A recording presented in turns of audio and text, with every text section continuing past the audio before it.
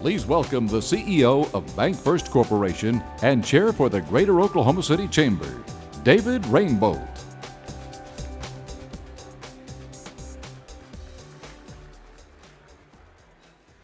I just love being the first guy at the podium that gets to tell everybody to grab your seat. But if you would, grab a seat and we'll get underway here. And there'll be obviously a lot of people coming in as we get going. So welcome to and this is the 6th annual State of the Economy event that the Chamber's put on. And first and foremost, I'd like to recognize and thank our sponsor for today's event, Arvest Bank.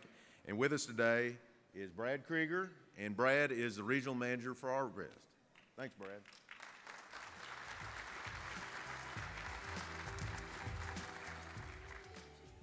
Well, once again, we appreciate being a part and having the opportunity to sponsor this event. It's certainly a time of change. We're not sure exactly what that change is going to be, and I think our speakers are going to help us out with that. But you know, one of the things that you have seen in the last few weeks is that there's a different sense of optimism, which also helps. You take a look around Oklahoma City, you see maps, you see General Electric, you see the construction that's going on at Tinker. You go across the state to Tulsa, they have their version of maps that's going on. But one of the areas, of course, is our rural area, which agriculture and the energy side have not seen that same, kind of pop right now. But if you look today, energy is up considerably. That's on they're hoping for an OPEC agreement, but we'll see what happens. But things here in the state, we still take a look at the Oklahoma Standard. It is very much a part of what we do. This is a very resilient group of people, and that's always what's going to end up carrying us through. So on behalf of Arvest, again, we appreciate the opportunity to be a part of this. So you guys have a listen carefully, because I'm sure that our speakers are going to tell us exactly how all things are going to work out. Thank you.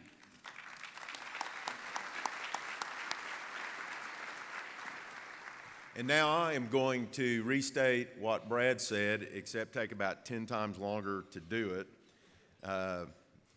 Thanks for stealing everything that was in my script, Brad. I was just kidding. And frankly, we shouldn't show up these meetings and be shocked at what we hear. We represent the business community of Oklahoma City, and I hope we are attuned. And we'll take an in-depth dive with our panel in just a minute. But before we get started, I would like to give a brief overview of what we're seeing from the Chamber's perspective going on in our city. As Brad touched on, it's no news to any of us that with the energy industry in a tough position, we've only added 5,000 jobs this year in the metro area. Now, let me quickly add that for those of you that are younger, our diversification efforts in Oklahoma have paid off. It may not feel like it, but I'll assure you that this energy downturn was not your grandfather's energy bust. For those of us that were around in some of the energy downturns in earlier decades, before the diversification efforts that have been undertaken for the last couple of cycles, it was infinitely worse. To talk about having added 5,000 jobs in the teeth of an energy bust when and looking over the past years when energy prices dipped below $30, having come down from over $100, that would be unheard of. So we are reaping dividends. There's still much to do in terms of diversification, but I will say the last couple of years, as tough as they have been, could have been much, much worse. We also saw the culmination of efforts that have been underway, like many chamber initiatives for several years in the GE Oil and Gas Research Facility, the Boeing R&D facility, and obviously research and development with those two outstanding companies is a value-added proposition for Oklahoma City that we relish.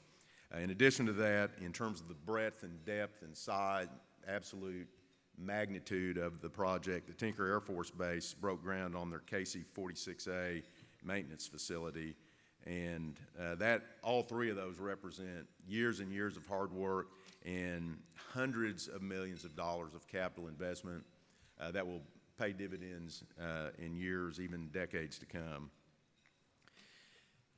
The good news, as Brad also alluded to, is that we're now seeing the math of the fact that we've been in a downturn for a while, and so actually collections from oil and gas revenues did turn up this past month, and that's for the first time in 2 years. So if for no other reason other than what we've been through, I think we would look forward and see some positive possibilities for the year to come. Having said that, I don't think any of us would deny the challenges that we're facing fiscally and from a policy point of view as a result of the devastation that the state's seen in their revenue stream. There are some sectors that are doing particularly well. Construction, hotel and food services, educational services, healthcare are all doing relatively better. Our unemployment rate has been has gone up to the low 5.2-ish range, and I think there was an announcement today. I've got economists all over the place. What was the announcement? You all don't know? I think it was back down in the fours, wasn't it? Did it? I think it may. No. Yes. No. Anyway, I'm highly doubtful the number that got written in my speech. I don't think it's 4.3%, but we're hovering around the fives. Here's the good news of that, and that is that we're still in the top echelon of major metropolitan areas, and we've been, and you know that we've been at the very top for many years, but we still remain there, and for 5.5 years we've been in the top 25 metropolitan areas. Obviously, as an urban area, we've got some issues that other places don't have. So when you've been in the top 25 lowest unemployment rates for 5.5 years running, I think that's something to be commended. We've added 3,400 jobs, $130 million in annual payroll, $217 million in capital improvement, and that's both new to market and expansion firms. This year we're seeing some things that are pretty typical of a presidential election year, and that is that companies delay their bigger projects of relocation or expansion to see what the outcome is going to be. And if history is any indicator, we'll see that companies begin to develop some confidence of what their own, each individual industry's regulatory environment's going to be. And hopefully over the balance of this year and into next year, we'll see companies pulling the trigger and proceeding with relocation announcements and company expansion projects. And that's not just hyperbole. I mean, the chamber staff will tell you that right now they are working on a larger number of projects in terms of relocation and expansion than ever before. So it's not just a wing and a prayer. We've got reason to think that we've got some big announcements ahead of us. So your chamber continues to work to ensure our economic future, and a significant tool in that quiver is that we're beginning our new Forward Oklahoma project. This is the first year of the fifth iteration of Forward Oklahoma City. Of note, these dollars for this Forward Oklahoma City project were raised and the programs established in obviously a very distressed energy environment and a tough political climate. Now, you chamber companies, the companies that you work for, the companies that you represent, stepped up in this environment and funded forward OKC5. So I'd like to say personally to you and the leadership of your companies, thank you for stepping up for Forward Oklahoma City 5, because it was painful this time around. So thank you.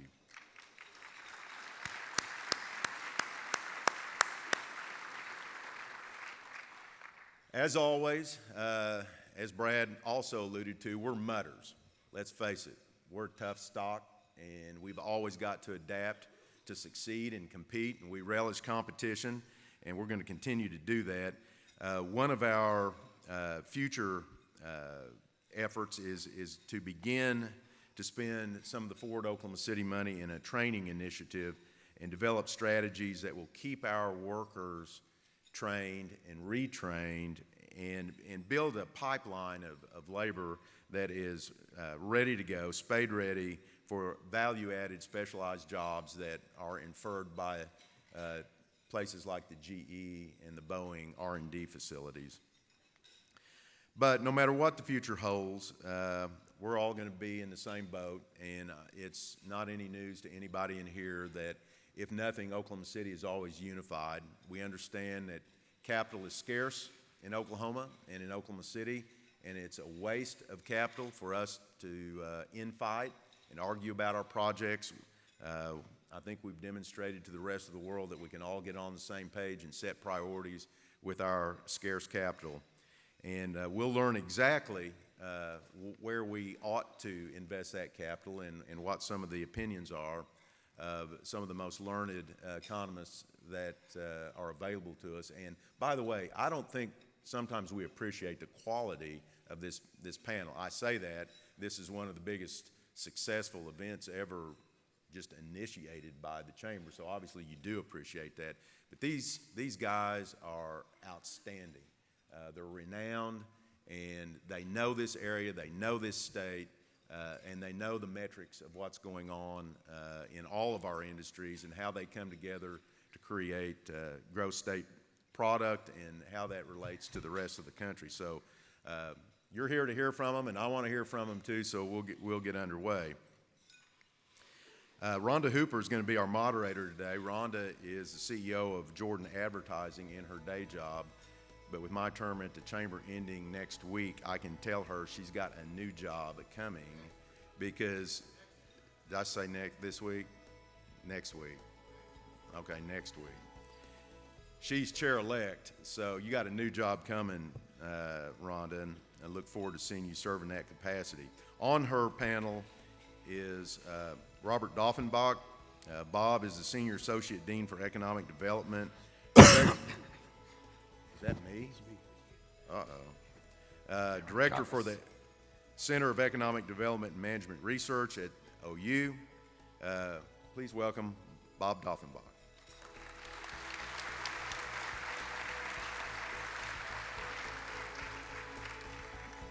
The Executive Director at the Agee Economic Research and Policy Institute at OCU is a longtime favorite here, Dr. Russell Evans. Welcome, Russell.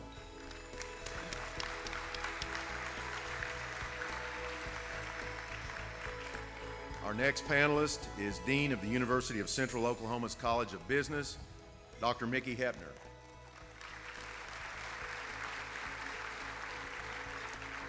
And last but certainly not least, the Regents Professor of Economics at OSU, Dr. Dan Rickman. Thank you, panelists. Rhonda, it's your show. David, I think you're counting the seconds for the passing of the gavel, not the days. Please be seated. Thank you very much. Okay, David already set it up saying how outstanding you panelists are, so you better live up to those expectations. I tell you what, the format for today, we basically have 5 questions that I'm going to pose to our illustrious and insightful economist, at which point then we'll take about 10 to 15 minutes afterwards to field any questions that the audience might have. Now, please don't be intimidated by their intellect. They don't bite, and no, there are no dumb questions. Maybe. But, all right, I want to go right into the beginning, and I will ask all of y'all to address this first topic. This first topic is relative to the state, Oklahoma, and our metro economy. And I'd like your viewpoints on it. In looking at the state and Oklahoma City metro economies, what areas do you see that are concerning to you? And on the flip side, where are you most encouraged? Well, since I'm sitting next to you, I'll Yes. assume I'm going first. Well, I don't have many concerns just on the fronts of employment, income, tax revenue growth. And now that the Cubs, after a 108-year series, have You got some Cubby fans. have won in 7 games, coming from a 3-1 deficit, which hasn't been duplicated since 1985. It was 31 years ago, and winning in the extra innings. My only other fear is Armageddon can't be too far into the future. So employment is down 0.7% from a year ago. That's 12,000 jobs. That's as Mr. Rainbow was saying, that's not really bad for the shock that we've had to our energy sector in the state. We still have, though, the national economy growing at 1.7%, and that, of course, means that had we grown at 1.7%, it would have added 28,000 jobs to the state. And so in one respect, we're 40,000 jobs behind. Most of our job losses have come in the rural sector of the state, which we expect with a downturn.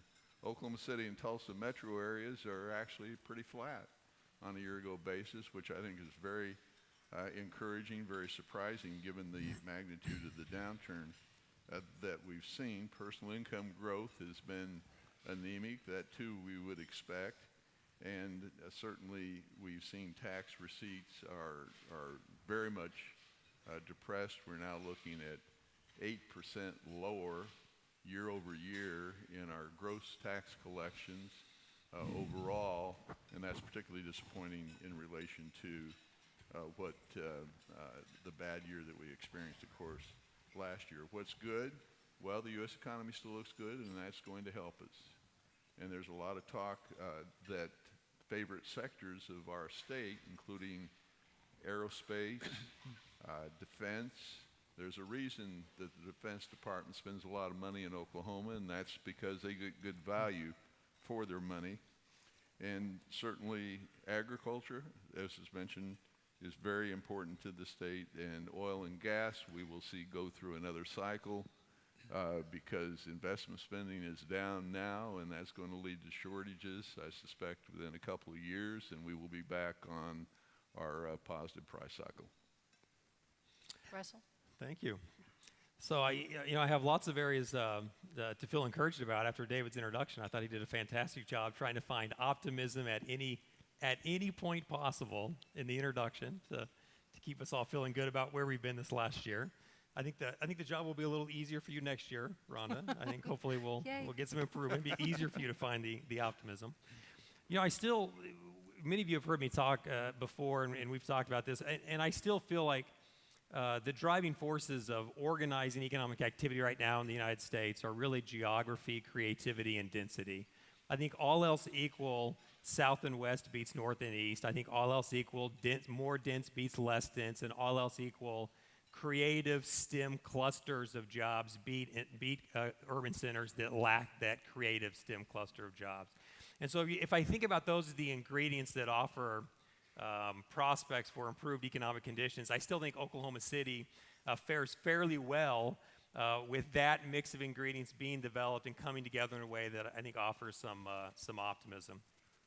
In terms of concerns, we went through a period early this year where U.S. GDP growth was coming in at under 1% and right at 1%. And the basic story that was we were just in an inventory cycle, that we had gone through a period of inventory accumulation, and now we were going through a period of selling out of existing inventory stockpiles, and the result was this sort of underperforming U.S. economy. But an area of concern is still that as we went through this period of somewhat disappointing U.S. activity, you immediately saw that translate into the Oklahoma data across the board, all the data that Bob just mentioned. And I think it highlights, I think one of the things that we'll look back on is just how fragile we have been through this downturn in the oil price cycle, and how fortunate we were that it wasn't married to a U.S. recession. I think we've come to expect when the U.S. economy gets weak that we're okay in Oklahoma because we have this counter-cyclical industry, but we wouldn't have had the counter-cyclical help in this particular cycle. And so I still have some concerns about the underlying health of the U.S. economy. I still think the baseline expectations, as Bob suggested, are that the U.S. economy is relatively healthy, but there are still some flashing yellow signs that have some concern. We had a pretty good reading on U.S. consumer confidence just this month, pretty decent U.S. retail sales in October. So hopefully those concerns are starting to ameliorate just a little bit, but that would still be my concern. And until we get our domestic state economy fully healthy again, we're still exposed more than we normally are to fluctuations in U.S. activity. Mickey. Thank you, and again, thank you to the Chamber for hosting this event. As an economist, it always warms my heart to know that 800 people are getting together to listen to economists talk. So that doesn't happen often, so thank you for that. I'm going to take a little bit of a different approach in answering this question because I do have some significant concerns and to the state of the economy and the possibilities for growth going forward. It was 30 years ago this last month that Oklahoma City learned an incredibly important lesson. We made a concerted, energetic effort to lure United Airlines and a number of high-paying jobs to this state, and we were turned down. We put together an incredible package, but it failed. And it failed because the leaders at United Airlines were concerned that we weren't offering the quality of life in this state that we needed to offer in order to make this an attractive place to be. And it was from that we learned some important lessons. It was from that the MAPS projects were born. It was from that we had this birth of this energetic renaissance of Oklahoma City that has transformed this place into an incredible place to live. And it happened because we made some key investments in infrastructure, some key investments in education, some key investments to improve the quality of life in this state, in this city anyway. And while this city has made some tremendous investments, I do have significant concerns that we're not matching those investments at the state level. Yes, we've had this downturn in economic activity, this downturn in energy prices, which is slowing us down. But even in the good times, we had teacher pay that was ranked among the nation's lowest. Even among the good times, our per pupil education spending was among the nation's lowest. Even in the good times, our uninsured rate was among the nation's highest. We must be willing to make those significant investments in education, healthcare, and quality of life if we're going to move this state forward. And the concerns I have is that we haven't seen the appetite yet to make those investments in our future. I have seen those in the city, and one of the things that warms my heart again is seeing so many people who are willing to come together to think about, to talk about, to have a discussion, a debate, and a dialogue about what we can do to move this city and this state forward. This city is showing us an example about how we can move the state forward. And my concern is that our state leaders haven't adequately listened to us to date. Thank you, Mickey. Dan?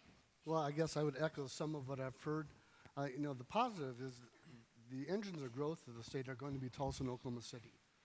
This is part of what's been going on for a long time. It's going to continue. So to a large extent, the state will succeed if Tulsa and Oklahoma City succeed. And I think the MAPS project, the vision projects, as Mickey talked about, these relate to quality of life. These are a very important component of growth and economic development at the moment. I think the location of Oklahoma City along 2 interstates, the housing regulatory environment is very favorable, so we're very competitive there. So we have a lot of pluses. My concern is what Mickey echoed. I mean, they can be constrained by state decisions. And one of the things that I've noticed in people who study education funding notices, we have fairly equal education spending per student across the state. And that comes about with our equalization formula. And so in one way, in the equity perspective, that's very nice. And you can always argue that's nice for the rural areas that have that. On the other side, it hampers areas who want to maybe go beyond what the state is doing. And maybe Oklahoma City and Tulsa want to be more competitive and they want to go beyond that, but the state funding formula is not going to allow that.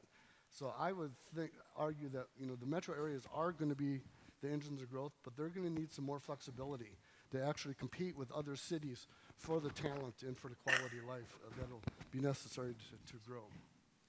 Thank you, Dan. Appreciate it. My next question is all about energy, and I'm going to ask Russell to take the initial discussion on this. Well, OPEC met in Vienna today, and actually agreed to a cut in oil output, the first cut agreed upon since 2008. Wow. What are some of the challenges and opportunities for Oklahoma's oil and natural gas industry, both short-term and long-term? Okay, so I'll just take a few minutes because I'm sure the other panelists want to weigh in here. But we did get an OPEC deal this morning, which I think is on net good news. Right? It really came down to a relatively small, couple 100,000 barrels of negotiation, but negotiation between two parties at the table that have like conflicts of biblical origins, right? So even relatively small disagreements, right, can be heightened and very difficult to resolve. But there was some resolution. The resolution was to cut production by a little over 1 million barrels a day. I suspect that the participating economies will do what they've always done, which is they will cheat around the edges of their assigned quotas, and on net, we may get no change at all by the time you account for the cheating. Who knows? But I do think it's an important step, and I think it's a signal. I think OPEC has suffered from the same challenge that the U.S. Federal Reserve has suffered from, which is trying to get your messaging and your formation of expectations to meet your actions, trying to get those three things to align. And OPEC has really struggled to get that aligned, and they've sent signals that they haven't been able to follow up on, and their messaging has talked markets lower than they probably otherwise needed to go. And so they've been a bit of a disaster for a couple of years, and hopefully this is a signal that they're trying to get some of that put back together. The reality is that we're in a situation now where a few short years ago you might have thought about OPEC as a near singular voice in influencing oil markets, and now they are one of several voices. And now that sanctions have been lifted against Iran, Saudi Arabia is no longer a near singular voice within the organization, that there's that conflict is going to arise again as you have a legitimate second producer at the table that's about half the size of Saudi Arabia in terms of production, but a legitimate second voice at the table. And so you have all sorts of, I think from oil price standpoint, I think the dynamics of OPEC are almost more interesting from a geopolitical standpoint, which I hope that maybe our next speaker will address a little bit, much more interesting maybe than even from the oil price standpoint. Domestically, we've gone from a period where the gap between producing a low-cost field in the Middle East with shale production was, you thought about the investment, the capital cost, you need about $20 a barrel in one and about 80 in the other. It's about a fourfold increase. And now in places in Texas and in the Stack and the Scoop Lake here in Oklahoma, the gap is about 20 to 40. So it's come down, it's cut in half. The gap between what's the price that's necessary to incent new development and the price that's necessary on a traditional very low-cost field in Saudi Arabia, for example. And so the reality now is that I think there are some opportunities in the last 3 or 4 years, particularly the science. I think there are some opportunities for sure for the Oklahoma oil and gas industry to find ways to be productive again at $45, $50, $55 a barrel. We're seeing that pick up very slowly, but I would anticipate that continues to pick up through 2017 as markets continue to rebalance, helped along at least notionally by the idea that OPEC may participate in that rebalancing with a cut. Thank you. Mickey? Well, I would just like to concur a lot with what Russ said and just add a few other points. And when I look at the energy market, especially the oil market, it looks to me like we are heading or trying to correct to a price somewhere in the mid-50s to the upper 50s. The thing is with energy markets, the oil markets especially, it's hard to tell how quickly we will make that correction. Those markets are driven so much by expectations, so much by momentum, that we can spend a significant amount of time well above the fundamental equilibrium price, or even well below, as we've seen here lately. And so I do see us heading towards this range being in the mid to upper 50s, but I can't tell you if it's going to be the first week of December in 2016 or the first week of December 2017 that we hit there. There are so many other factors that are at play, but I think that's what we're trying to correct towards, and I think that will make things a little bit easier. But I think it's important to note that to make that correction, there still needs to be some drawdown in supply. And in many ways, it's the U.S. energy producers that are the marginal producers that they are also counting on. Part of that OPEC agreement, they are counting on some non-OPEC countries reducing supply as well. And so I think we still have some of that shakeout ahead of us. Longer term, I have even more significant concerns and things to worry about. When I go around the state and talk about the state of the economy and the state of the energy industry, I hear a lot of people say to me things like, well, energy prices are down, but they always come back up. And you know, it's always been true, right? We've had these downturns, but eventually, sometimes decades later, we get the prices bounce back. But I can tell you, as an economist, history is rife with examples about how markets don't follow patterns like that forever. That markets change, demands change. And I can tell you, as an economist, with a great deal of confidence in my mind, that someday there will be a day when oil prices do not bounce back. There will come a time when we've had our last oil boom. I don't know when that is, but there is a time when that is coming. And I can tell you, as painful as this last downturn in energy prices has been for our state budget, as painful as it's been for many of our families, we're not ready for that day yet. Right? So that's in the longer term the concern that I have. Dan, you have a point on that? More along the OPEC announcement. I remember taking my first economics class a long time ago when OPEC was actually very strong. Yeah. And I remember my microeconomics teacher saying, OPEC will fail.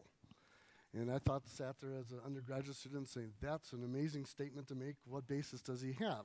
And he went through this very simple game theory model that basically said, well, we agree to these targets, but each of us has an incentive to cheat in the sense that if I produce more but nobody else produces more, the price is higher and I gain the greater quantity and the higher price. But the problem, everybody maximizing from their own perspective cheats. And so then with everybody cheats, then you don't have the price support. And of course what he said came true. I was very impressed and said, well, maybe economics is worth studying. Maybe that was a bad thing. But that was at a time where we had fewer players than we have now. I mean, think of how many players we have now in terms of Russia or even what's going on in the U.S. And OPEC is very loath to kind of give that production back to us. I mean, this all started because they didn't want us taking over their production shares. So I'm pretty leery about the price rising very much and having anything to do with what OPEC announces. I think not only were their own members cheat, then the others who said they might cut back, they're going to produce more because their finances depend heavily on it, and they're strapped for cash, and they're trying to find ways to raise cash. So I'm not too optimistic in the short run, to be honest. Wow, I hear the common thing about cheaters. Let's go on to our next comment, and Dan, I think I'll start with you, if you will. The federal economic policy. A recent Wall Street Journal study indicated that 92% of all the economists believe that the Federal Reserve would actually increase our interest rates in December.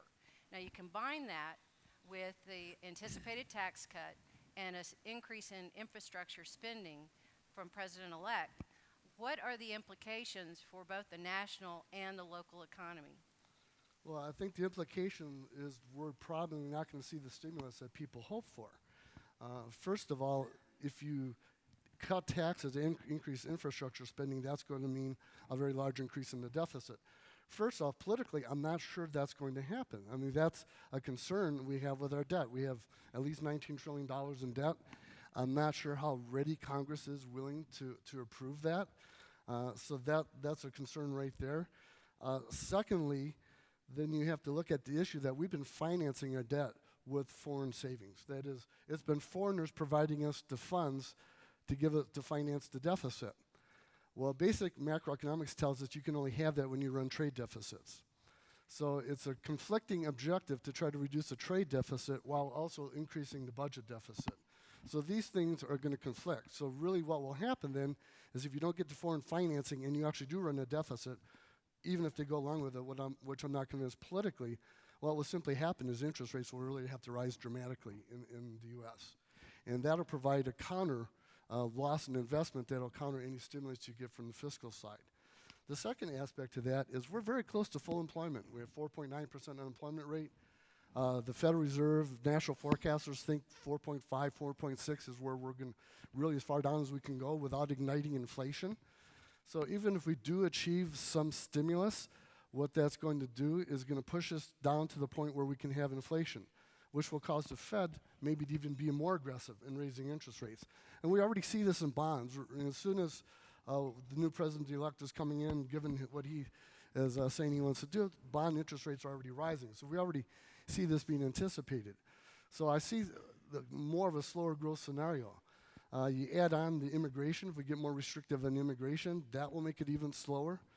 So really, if I'm trying to look for the optimistic side, which I always try to do, I know that they think we're all pessimists, but I try to see You're that. the optimist. Russell's the pessimist. Okay. The optimistic side is the spur growth, given that we're near full employment and given our debt problems, we need to spur productivity.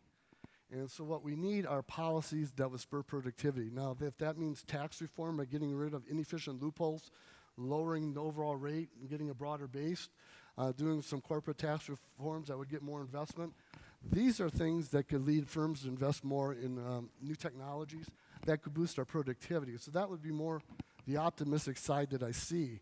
What I don't see is I don't see a final demand stimulus that's going to help us. We're too close to full employment, and we have too much of a federal debt. So really, we need to concentrate on things that will stimulate the productivity. Gotcha. Thank you, Dan. Bob, do you have any thoughts? Just to say I agree. Shortest answer ever. I would add very quickly that we have seen long rates rise, the 10-year rise, 50 basis points with Trump's election. And that's taken us from the 1.75 to the 2.3% level in that area. And as a consequence, you look at a very conflicting President Truman said he wanted to find a one-armed economist instead of getting that on the one hand this and on the other hand that. But to the extent that you stimulate the economy, you're going to raise long-term interest rates, which the Fed can't control. And as a consequence, that may in fact suppress growth. Thank you, Bob. Mickey? Well, I just say that I agree completely with Dan's policy prescriptions. My concern is that the political incentives aren't necessarily aligned with that. And so I would expect that there would be significant new infrastructure spending. And I think some of that could actually be helpful to boost productivity. Exactly. I would expect you would see significant tax cuts just because of the political incentives. That means I do expect you would see the budget deficits rise significantly. And as Dan pointed out, I would expect interest rates to rise significantly as a result. That would help mitigate or reduce the impact of any stimulus package. But the political incentives to me are pretty clear. Bigger deficits are likely ahead of us. And remember, we're already more than $400 billion a year in a federal budget deficit, so even above that is going to be quite significant. That long term will slow down the rate of economic growth. Thank you. Our question number 4 is relative to economic differences across the United States. Recent days have really showed major philosophical and political differences across our country. Can you explain what is driving the economic performance differences in state and metropolitan areas across the United States? Bob, would you take that? I can see there's certainly a lot of ways that we can examine areas in terms of differential growth and what the causal forces are. One of the areas I've been concentrating on to try to examine what's been going on in our nation, what the major trends are. And what I see there, of course, we all see a great divide politically in the country. We certainly see and have seen considerable differentials in educational attainment and the success in the labor market by educational attainment, which I really think is very much a part of the base that we're experiencing today. Just to not inundate you with numbers, but just to give you some ideas of what I'm talking about here. Bachelor's and higher degrees since 1992 as a share in terms of growth up 100%. In other words, 100% growth. It's actually 97%. I exaggerate. Bachelor's and higher in terms of employment in our economy. That's with a 34%, only a third of that percent growth, 1/3 growth in the employment base. Now you look at less than high school, it's down 19% employment. And high school graduates are down 4%. In those, what are we looking at? 24 years, more than that. About 23 years or so of growth. I don't have my I don't have my iPhone with me, so doing the math's a little tough Or right it's now. not on your Excel spreadsheet. It's not on my Excel spreadsheet. But the point of the matter is that there's been this exceptional growth in bachelor's and higher. These jobs pay more. They have lower unemployment rates. They have higher labor force participation rates. They have greater benefits. That's created a considerable divide in our economy that I think explains a lot of what we're seeing in the political divide in the country as well. And so one has to ask, are these trends going to change? Is this growth and dependence on the knowledge economy, which we've been talking about for years, it's taken hold with a vengeance, and it presents many challenges to us, and particularly challenges to the state of Oklahoma as we look to the future. Thank you, Bob. Dan, do you have any thoughts? Well, yes. I mean, following up on what Bob says, I mean, where the strong growth seems to be occurring are where the college-educated millennials are locating. Now, regional and urban economists are wrestling with this in terms of sorting out how much of that is job-driven versus how much is quality of life, because there's clearly an interplay. Now, having a daughter who just graduated OU a couple years ago, and I talked to her and all of her friends, it's amazing to me their generation's not necessarily the same as my generation. Even when they talk about where to go for graduate school, it has to be a place that has a lot of great entertainment districts. And I tried to point out, I said, look, you're only going to be there a few years, and the point is getting an education and then worry about that later.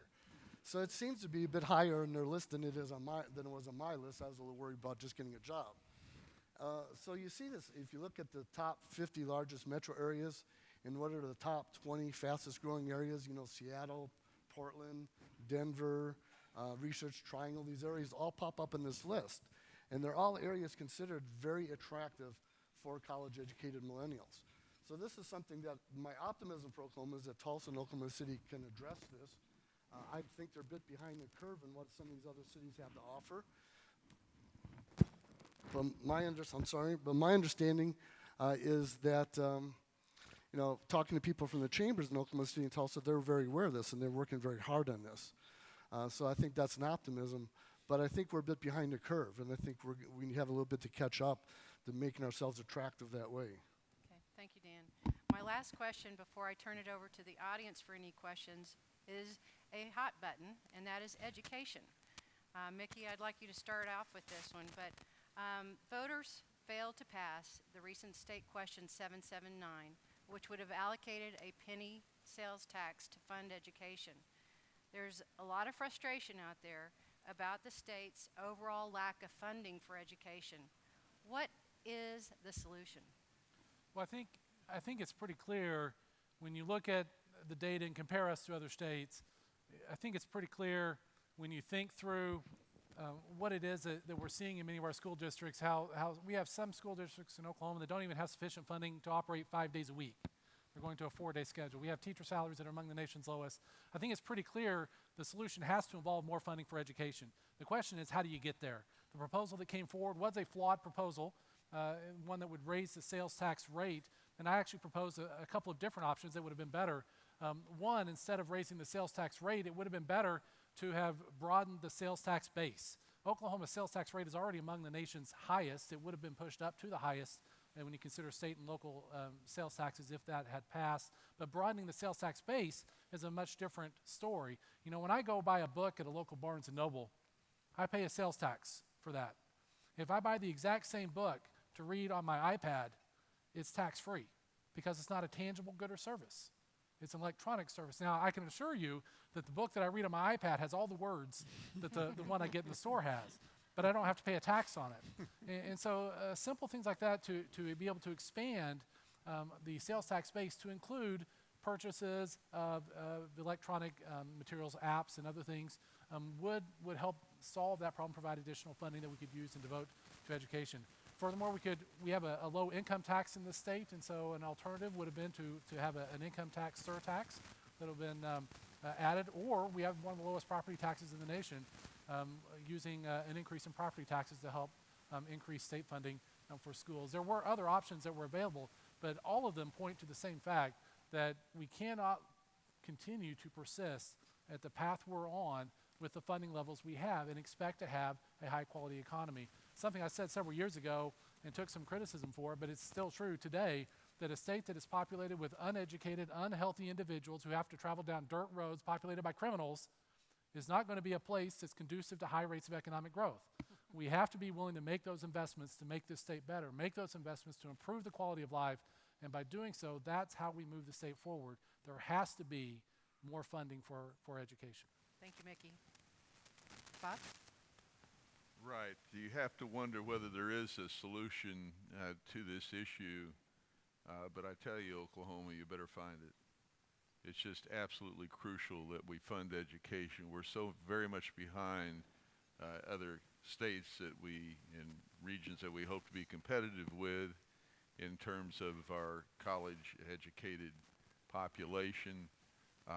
To have a vibrant college production of graduates, you've got to have great inputs from K through 12. Absolutely necessary, and we need to find solutions to this. It's got to happen, and one of the things I've suggested in this forum a number of times is local option. You have to free up the cities. You have to remove these constitutional restrictions on millage. You have to allow cities to be economically free to make their own decisions about education, and they're going to differ, certainly, but it's just an absolute necessity. Obviously, expanding the tax base for sales tax is certainly an approach that we need to follow, and that can help some. But ultimately, as long as we have this restriction on interstate sales, by the which you're supposed to be paying taxes on that. I should mention it. It should. Not on the e-books. You don't have to pay. Sales taxes on the e-books. Only on tangible goods and services. Well, I'm sorry. Right. I'm sorry to accuse you erroneously here. I appreciate that. Unfortunately, I suffer from a scrupulously honest wife who does my taxes, so I suffer in that regard.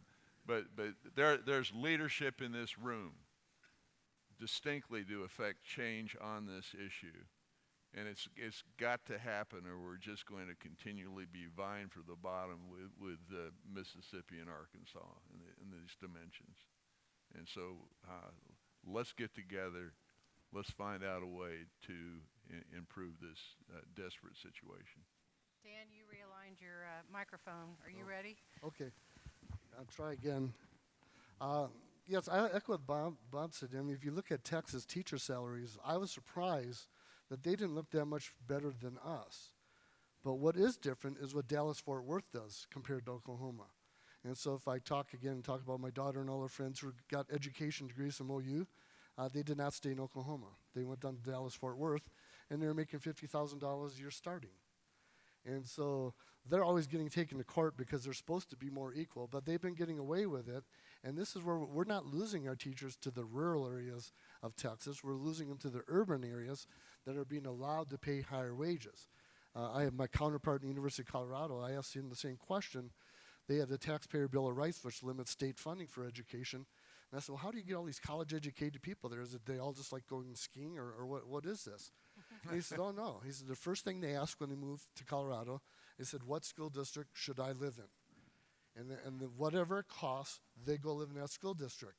And these school districts are allowed to fund education at a higher level. Now, recently, they had a ballot initiative that was going to equalize and provide more funding for rural schools in Colorado because the rural areas were left behind. That was defeated. So I commiserate with the rural areas, but if you keep it equal and don't let the urban areas do it, you're going to keep everybody down. That's what I see. Thank you, Dan. Russell? Yeah, so a couple of general comments here that have come up. First of all, I have a student that worked for me for several years, fantastic student, right? This is like a 35, 36 ACT student, got into graduate schools all over the nation, and she recently she just texted me yesterday and said, I think I'm going to go do graduate work at the University of Washington because I want to live in Seattle. What do you know about the program? So she made her school decision on the city, not at all on the program. And then recently in my Principles of Macroeconomics class, I have 9 students, and we're reading a book in our class as we finish out our semester. 8 of them were there on this particular day, and I said, hey, do you guys remember, you need this book. We're going to start reading. We're going to be a book club, and you need this book. And all 8 out of 8 had purchased the book online and were waiting for it to ship. All 8. I said, you guys, you know you're sitting within a 5-mile radius of where you're sitting right now. There's half a dozen retailers that all carry this book. You just go into, there's 4 bookstores, there's a Super Target, and they all buy it online. And to Bob's point, Mickey was not. Okay. This is a tangible good. They're supposed to pay a use tax on it when it comes in, but the point is, I really think that the tax base is certainly an issue. Coming back to the education question, I agree with everything that's been said and have said it before. I think the financing of education, I think, is actually a relatively simple matter. I think designing a finance mechanism is relatively simple after you begin to resolve some basic key issues that the panel's already brought up. Those being, is an education dollar just an education dollar? Is it all about maximizing the educational attainment out of that dollar? If it is, then you probably have to put things like school consolidation on the table. But if you decide that an education dollar is mostly an education dollar, but it's also partly a rural economic support dollar, now maybe consolidation's not on the table. But we have to decide, is an education dollar 100% an education dollar, or is it mostly an education dollar with also some rural economic support qualities to it? We have to decide, as Dan alluded to, what differential effects, what differential outcomes in learning are we willing to tolerate, both within a school, within a district, across districts. What are the differential levels of achievement that we're willing to tolerate and support through a system? And then we have to decide, corresponding to that, what level of differential funding are we willing to tolerate? What level of differential funding are really the courts allowing us, right? There's some minimal level of equalization that I think the courts require as a form of avoiding discrimination characteristics. But what's the level of differential funding that we're willing to tolerate? And Bob and Dan both, I think, spoke very eloquently to the need, and I agree wholeheartedly, to change the school funding formula to allow local districts to self-determine what their level of investment should be, what level of investment they'd like to have. But I think if you resolve a couple of those core questions, right, as voters, as thought leaders, if you resolved a couple of those core issues, I think you could put a couple of economists in a room and you could come up with a finance system, a system to finance it that would make it work after you resolve some of those underlying issues. Just a couple of economists, but not 4. Yeah, just a couple. Just a couple. Y'all be duking it out, I think. Okay, how about we take 5 to 10 minutes of questions from the audience, and don't be afraid. And do we have microphones around the room, or raise your hand and let us see. There, Javier.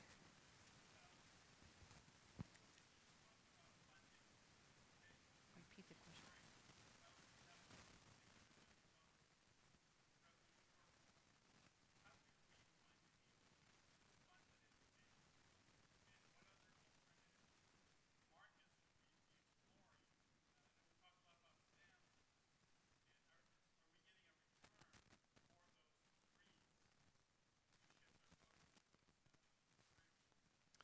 Well, I think those are both excellent points to raise. First of all, the significant budget hole that we will be facing as a state in the coming year. I do project that the state will probably have to have another mid-year budget cut coming up a little bit later this year. Right now looking a little less than around 2% from what I'm seeing, plus another hole coming for next year. Next year's budget to fill. So there's still some gaps, and there's only so much money that's available at the moment to fill all of those holes, right, and all those gaps. And so when we think about developing an education funding strategy, I think the first priority we should agree on is that all of our schools in the state, no matter where they are, should be able to operate 5 days a week. I mean, that should be the first thing we can agree on, right? And so let's get to there. Then let's focus on raising teacher salaries so we can at least continue to retain some of the excellent teachers that we have in this state. And then we can start looking long-term for strategies like Russ and Dan and Bob have all pointed out to us here. So the education funding will eventually need to have more revenue. Doing it in the short term will mean moving money from one pot and focusing on education. But again, to me, the first priority has to be all of our schools have to be able to operate 5 days a week. I mean, we should just be able to agree on that right away.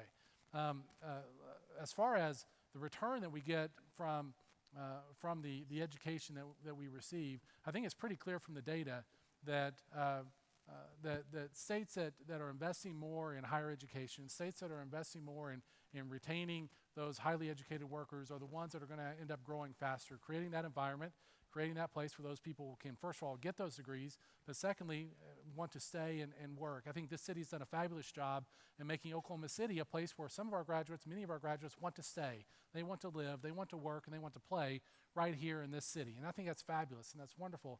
But I think it's also important to note that as we filled that budget hole last year, the agency that took the biggest cut was higher education, which took a 16% one-year cut in funding to help fill the budget hole last year. That's not going to help create that next wave of high impact, high wage knowledge workers that we need to have going forward. Absolutely. Thank you, Mickey. Any other questions? Yes, way back there.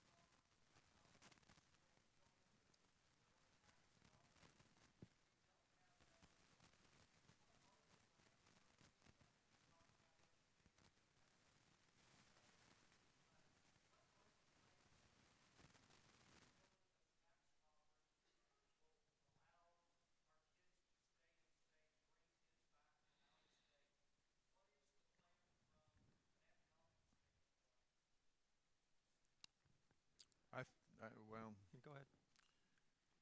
I'm not sure there is a plan. That's right. But there needs to be one, and it's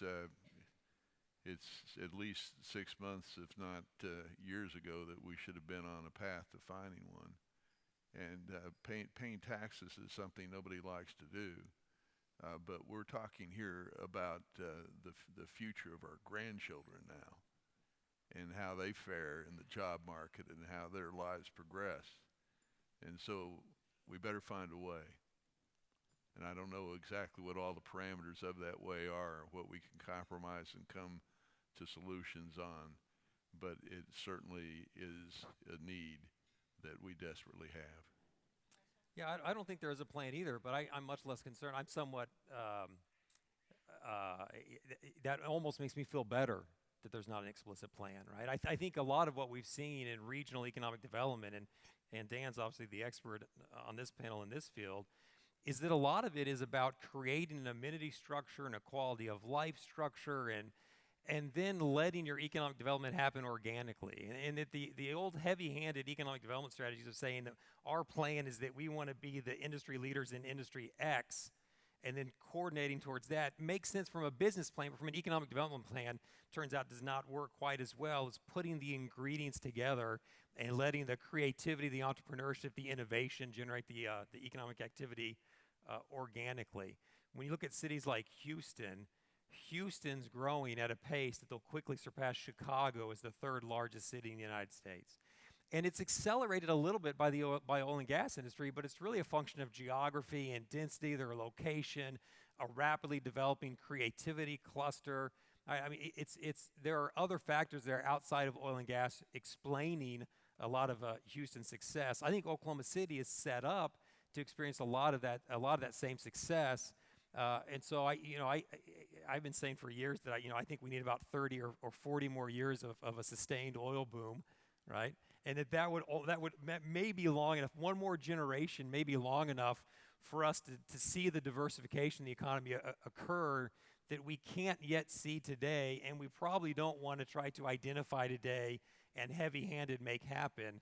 We're probably better off developing the groundwork, the ingredients, the infrastructure, and letting that diversification happen naturally in that framework.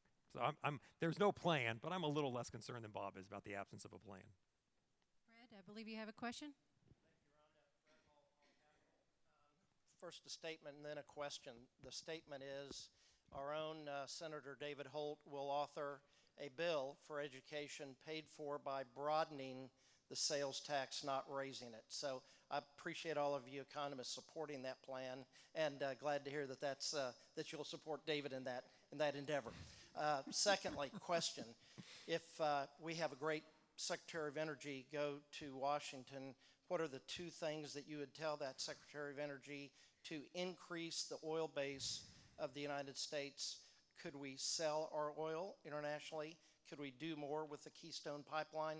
What would be the two things economically to boost production in the United States? Just briefly, I think the Keystone Pipeline's low-hanging fruit. So I think under a new energy secretary, I think that discussion can be restarted. And then, beyond that, we are exporting crude. The discussion that particularly on the oil and gas side, and the Secretary of Energy is going to have to be capable of addressing energy needs more holistically than a singular focus on oil and gas. But certainly the Keystone Pipeline would be low-hanging fruit. And then the second would be this ongoing debate between refurbishments of existing refinery complexes to make them consistent with the light sweet that we produce as opposed to some of the heavy sours that we import, versus exporting and leaving the refinery complex the way that it is. I think as we think about energy self-sufficiency, if you're gonna refine the oil that we produce to really think about energy self-sufficiency that narrowly, it's going to require a wholesale refurbishment of the refinery complex. If you think about energy self-sufficiently a little more broadly, then maybe it's okay that we continue to export what we produce that's a better fit elsewhere and import the other. But I think those would be two, specific to the oil and gas industry, two low-hanging areas that a Secretary of Energy could address. I believe that we are out of time. Does anybody have a burning question they want to ask? If not, you can tackle one of them because they are so insightful, and I do believe you led up to your expectations of being outstanding. Let's give a round of applause for our great economists.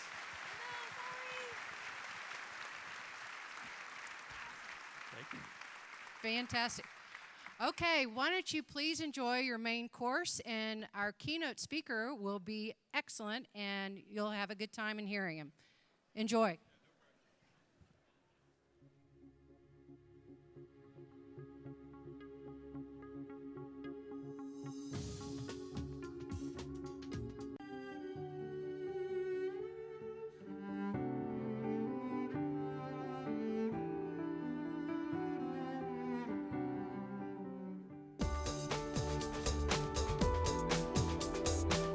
Please welcome once again CEO of BankFirst Corporation and Chair for the Greater Oklahoma City Chamber Board, David Rainbolt.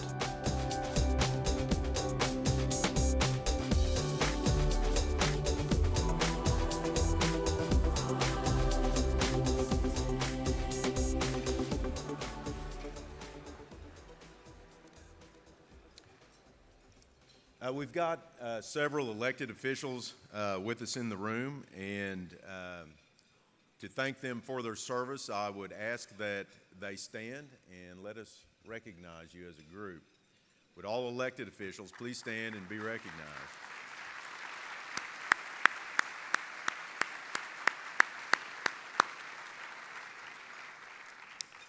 Governor Fallon is with us here today. Governor Fallon, thank you for being with us. Would you please stand and say hello?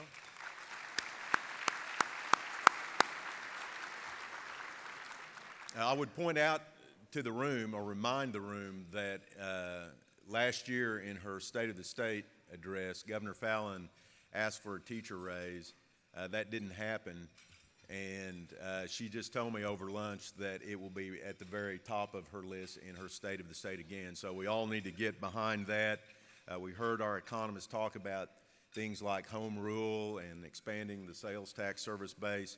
When you come to some chamber events next year and look at our legislative agenda, you're going to see those things right at the top of the list. So we all need to get behind and help the governor and the legislature come to a conclusion on that. The dark science of understanding how global politics impacts markets and the economy is the craft of Peter Zeihan. He helps industry leaders navigate today's complex mix of geopolitical risks and opportunities. If you've ever looked up his tweets or followed some of his social media, you'll immediately see that his iconoclastic and acute observations while cutting actually do a good job of transforming often dense and esoteric topics into something that's got take-home value, and I think you all are going to find particularly entertaining. In his career, Zeihan has worked for the U.S. State Department, a D.C. think tank, and even private intelligence companies in developing analytical models. His company, Zeihan on Geopolitics, was formed in 2012, and through that he provides select clients with unique analytical products that use his unique skills. His first book, The Accidental Superpower, debuted in 2014, and his second book, Shale New World, will be released later this year. This guy is fascinating, and he has got command of topics that are of ever increasing value to us on the international theater. Please welcome Peter Zeihan.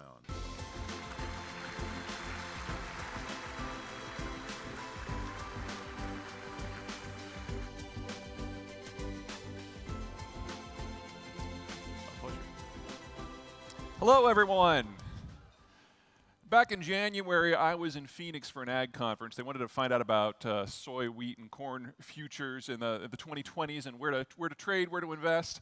And I had the opportunity of working with a woman by the name of Lindsay, the conference director. And she had this very entertaining notion that my slides were supposed to be in 10 weeks ahead of time. It's like, I'm a forecaster, but come on, let's be realistic here. So I treated her request with the seriousness in which I thought it was offered, and I ignored it. And a couple weeks later, I started getting phone calls from people who I hadn't spoken to in months. It turned out that Lindsay had gone onto my LinkedIn profile and was pressuring people on my list to pressure me to get her the slides. So when my folks called, I was like, okay, this has gone on long enough. Maybe she was serious, and I pounded out and sent it in. Like, get out of my hair. 30 seconds later, sitting in a hotel room in Milwaukee, my computer caught on fire. Consider for a moment my relationship with Lindsay. At one moment, she was the most vexing person in the history of Western civilization. In the next, she was the thin membrane separating me from a complete nervous breakdown because she had the file. And I could work from that to do other things. I hadn't changed. She certainly hadn't changed. But the environment in which we interacted had transformed, and that made all the difference. The global system is in its greatest transformational period of at least the last 70 years, potentially the last 500. We are in a great transition moment right now, and it will all be completed within the next 10 years, perhaps as few as 3. Your world is about to turn inside out. And so without further ado, let's talk about the end of the world.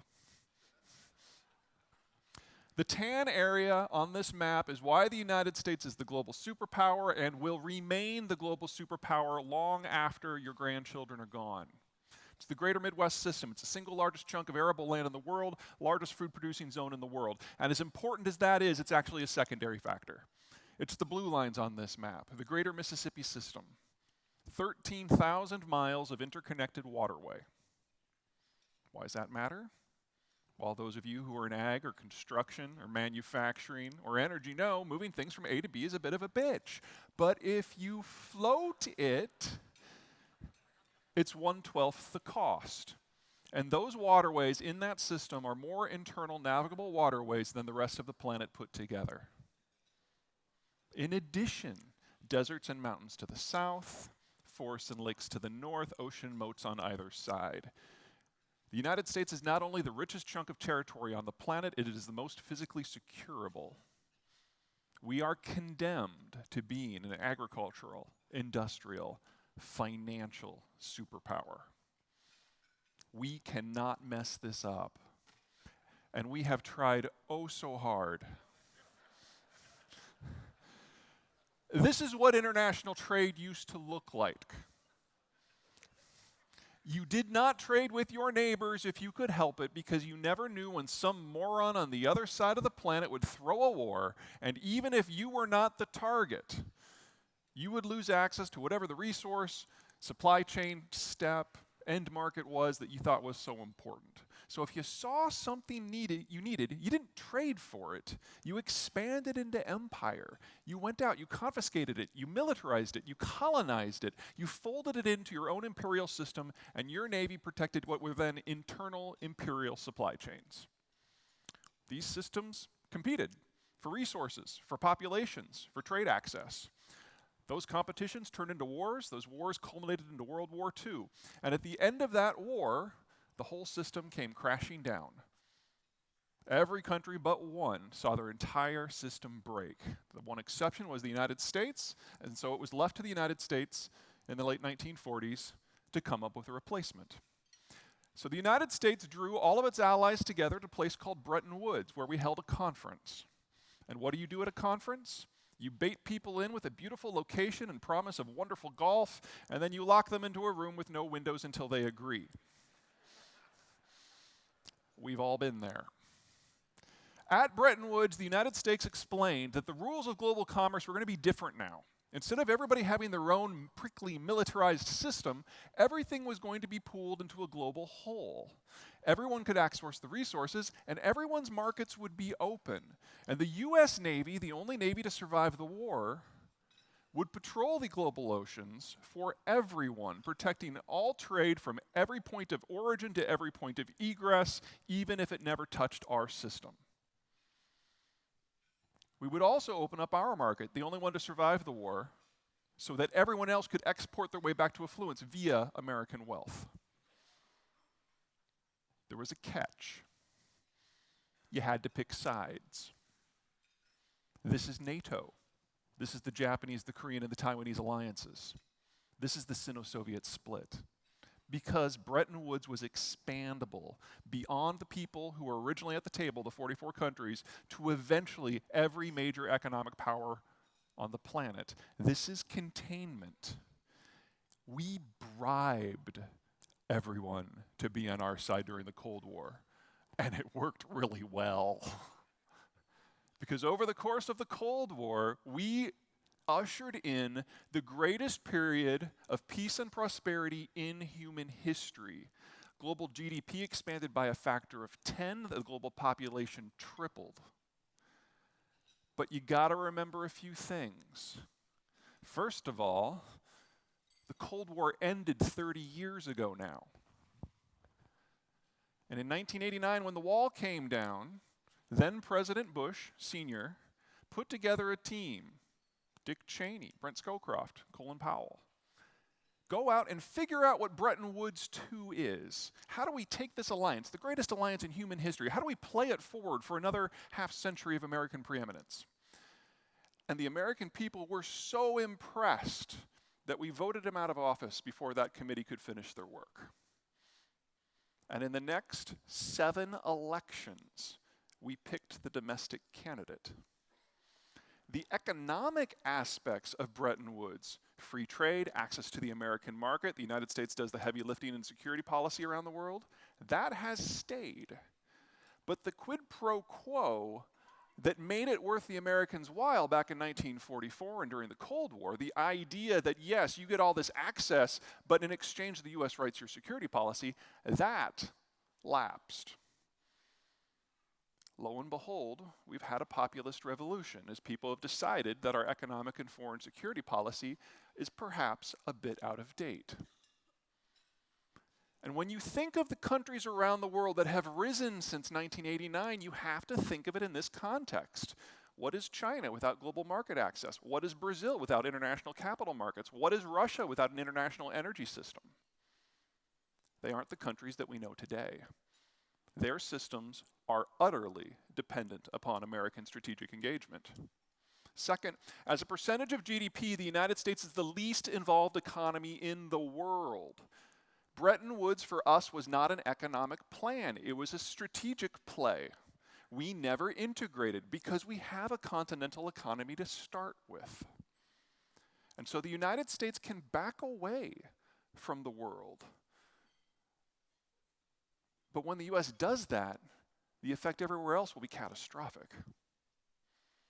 Third, when the US does back away, we'll still have these suckers. One American aircraft carrier battle group has more offensive long-range projection firepower than the combined navies of the rest of the planet. And we have 10 of them. We're decommissioning them all to replace them with bigger carriers. The new Ford class generates more than twice the power that it needs at full combat operations, so that when the next generation of technologies come in, it's just plug and play. The next generation, by the way, lasers. It's going to be awesome. So we're on the verge of a world where the United States has global reach and global power and global access, but no one else does. And the United States doesn't have global interests. For the 4.5 billion people on this planet that are utterly dependent upon international trade for their livelihood and physical security, this is the worst possible outcome. We're going to take all our jacks and go home. And things have gotten a little interesting on the political front.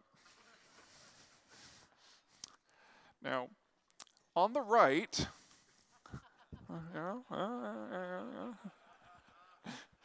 the way American politics have traditionally worked is you've got a 5-part coalition that holds together very well. The business community does not care what you do with your personal life. The pro-lifers don't want to shut down the Marine Corps. All 5 groups are solid voting blocks. They always show up. It's easy to put together a program that doesn't piss off any of them. They tend to win all the big elections because of that. On the left, I can't really wear these socks much longer, so I got to take advantage. On the left, it doesn't work that way. The left, the coalition is a lot broader, and it fights. Blacks and gays have radically different concepts of what the term civil rights mean. Greens and unions disagree on every aspect of industrial policy. But it's a broader coalition, more people. And if you can get a charismatic candidate, say a Barack Obama or a Bill Clinton, on the ticket, they will win by sheer numbers. But if you do not get a charismatic candidate, a Hillary Clinton, a Walter Mondale, you won't. It's all about the personality on the left. And then in the middle, you've got 2 groups that they tend to fight over. They tend to be economically conservative, they tend to be economically liberal, they tend to be socially conservative, but they're both very squishy. Now, this is how it's been in the United States since the 1920s. This is the coalition, very stable on both sides. But that's not what happened this time. Things have changed. Again, let's start on the right. Campaign finance reform hit in the 1990s. We became convinced that there was too much money in politics. So over the course of the next 20 years, we basically shoehorned the entire business relationship out of the party system. Business community is in the wind. This is the first election in 70 years where they didn't have a candidate in the race. The national security conservatives, rock solid right-wing voters, right? Well, until Donald Trump picked a fight with the Gold Star family and John McCain. They actually looked at Secretary Clinton as the only person in the Obama administration who actually understood how the world worked. Third, the evangelicals, another solid right-wing group, right? Well, that was how it was until it turned out that Donald Trump has been in a couple of softcore porn films. They had a generational split between the elders who were willing to suck it up for political reasons and the younger folks who were much more theological in their commitment to their religion, who didn't vote. The populists, this is the traditional base for Donald Trump, and then you've got the pro-lifers who know that 3 years ago Donald Trump was a registered Democrat, and was on record as being pro-life for 30 years. They didn't trust him. But as much as there's been a breakdown on the Republican side, it's been worse among the Democrats. You will never get the black community to support a 60-something white chick who has already lived in the White House with the same degree of enthusiasm they felt for a 40-something black dude from Chicago. It didn't happen. This should have not been a surprise. The gay community got everything they wanted with that Supreme Court decision. And because of the Orlando massacre, they had to start thinking of things like security and immigration in ways that they were wholly unfamiliar with. The under-30s and the Greens, the under-30s and the Socialists, this is the Bernie Sanders crowd. Feel the burn, loved that guy. He was just so delightfully out of touch. Him and Ted Cruz, I wish they would have formed a ticket. Courtesy of Russia, we have now seen the DNC's internal emails, and we know the degree to which the Clinton Foundation manipulated the electoral process. They were so pissed off, not only did they not vote, a third of Bernie's audience walked out on him when he endorsed Secretary Clinton. The unions, they liked Trump on his own merits. He carried them in the Rust Belt. And then in the middle, the Hispanics, 8-1 against Trump, right? Well, as we found out on Election Day, not everyone who is Hispanic who answered a poll was actually an Hispanic who could vote. Trump got 35% of the community. And then, of course, you've got the Catholics who just looked at both candidates and wanted to take a shower. Here's where we actually ended up. We're not a polarized society. We had cross-party voting on every single issue that mattered. The centrists are alive and well. They're just completely divorced from the political selection process and from the media. So the 70% of the population who didn't like either of them, that's where the hope is. But it's going to take a while for the parties to reflect this. Now, the last time the parties broke down and the issues shuffled, it was the 1930s. Back then, the Republicans were the big government party. But then we had the Great Depression, we had World War II, and things changed. It took 12 years for the parties to repair themselves. So we're stuck with a dysfunctional party system for at least the next 4. And since there's not a single issue movement in this country for foreign affairs, that means we can't even discuss foreign affairs at the national level in any meaningful way. This takes us a few places. First, in the global system in its current format, the United States is the indispensable country. And for the next 4 years at a minimum, we're out to lunch. Second, more importantly, this is really good for me. I make my living explaining chaos and dysfunction. The last year has been Christmas every day, and I've got 4 more years to look forward to it. So I'll see you guys next year. Okay, so that's piece number 1. The global system is in breakdown because the country that can maintain it has no interest in it anymore. Number 2 is demography. Now this is a standard demographic profile. You've got children at the bottom, young adults, mature adults, retirees. Simple mortality makes it a pyramid. Men on one side, women on the other. In any demography, you need to look at 3 groups. First, you've got your young workers, people who are just starting out. It's all about the consumption. It's kids and cars and college and houses and pot. Spend, spend, spend, spend, spend. That spending is the basis of a modern economic system. Remember, 70% of our economy is consumer driven, and this is the chunk that powers that. But they're new. Incomes are low. Costs are high. They have to borrow. College loans, mortgages, car loans. Next, you've got your mature workers, roughly aged 40 to 65. Kids are moving out, house is being paid down. They're preparing for retirement. Not a lot of consumption, but a lot of income and a lot of savings. This is the investment capital. This is the tax base. Velocity of capital. Then you've got your retirees who have stepped back from the system because they can't take the volatility. Stocks and bonds become T-bills and cash. And before long, they're actually drawing more from the system in pensions and healthcare than they're providing in interest income. This is normal. This is how it's supposed to work. Here's where we are now. Now the boomers, let's start at the top. The boomers are the largest generation in American history.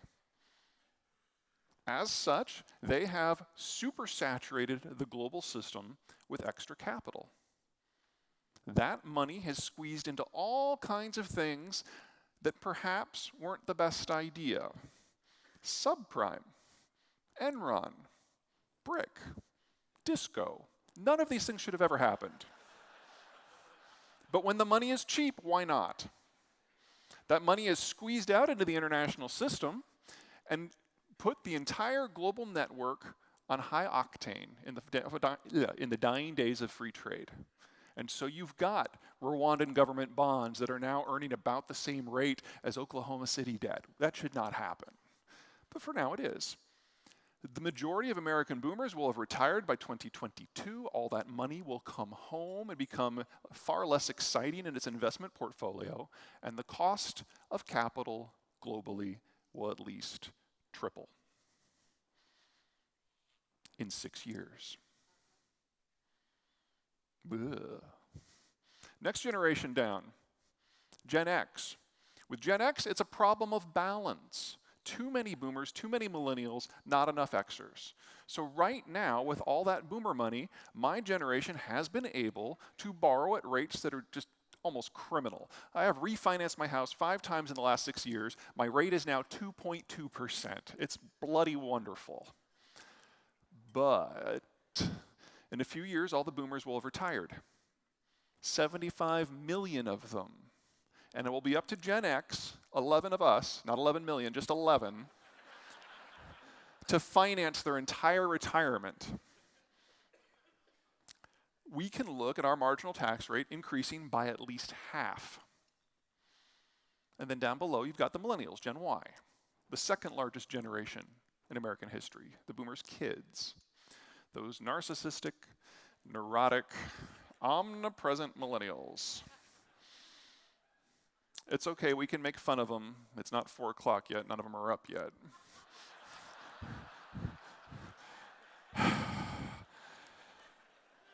But thank God they're there. Number one, that bulge in the demography in the 20-somethings, that is why the United States economy has not been in recession the last 2 years. All of those bedazzled flip-flops, all of those circulation constricting genes, all of that organic fair trade, non-dairy, non-gluten beard butter, it all adds up. That consumption matters. And second, in 15 years, when Gen Y matures, and I use that word in its loosest possible way, they will fill out the tax-paying class in a way that Gen X never could. The budget battles that we're in right now, we've got another decade of that. But by the time we get to 2030, the Xers will be the new retiree class, and they're small.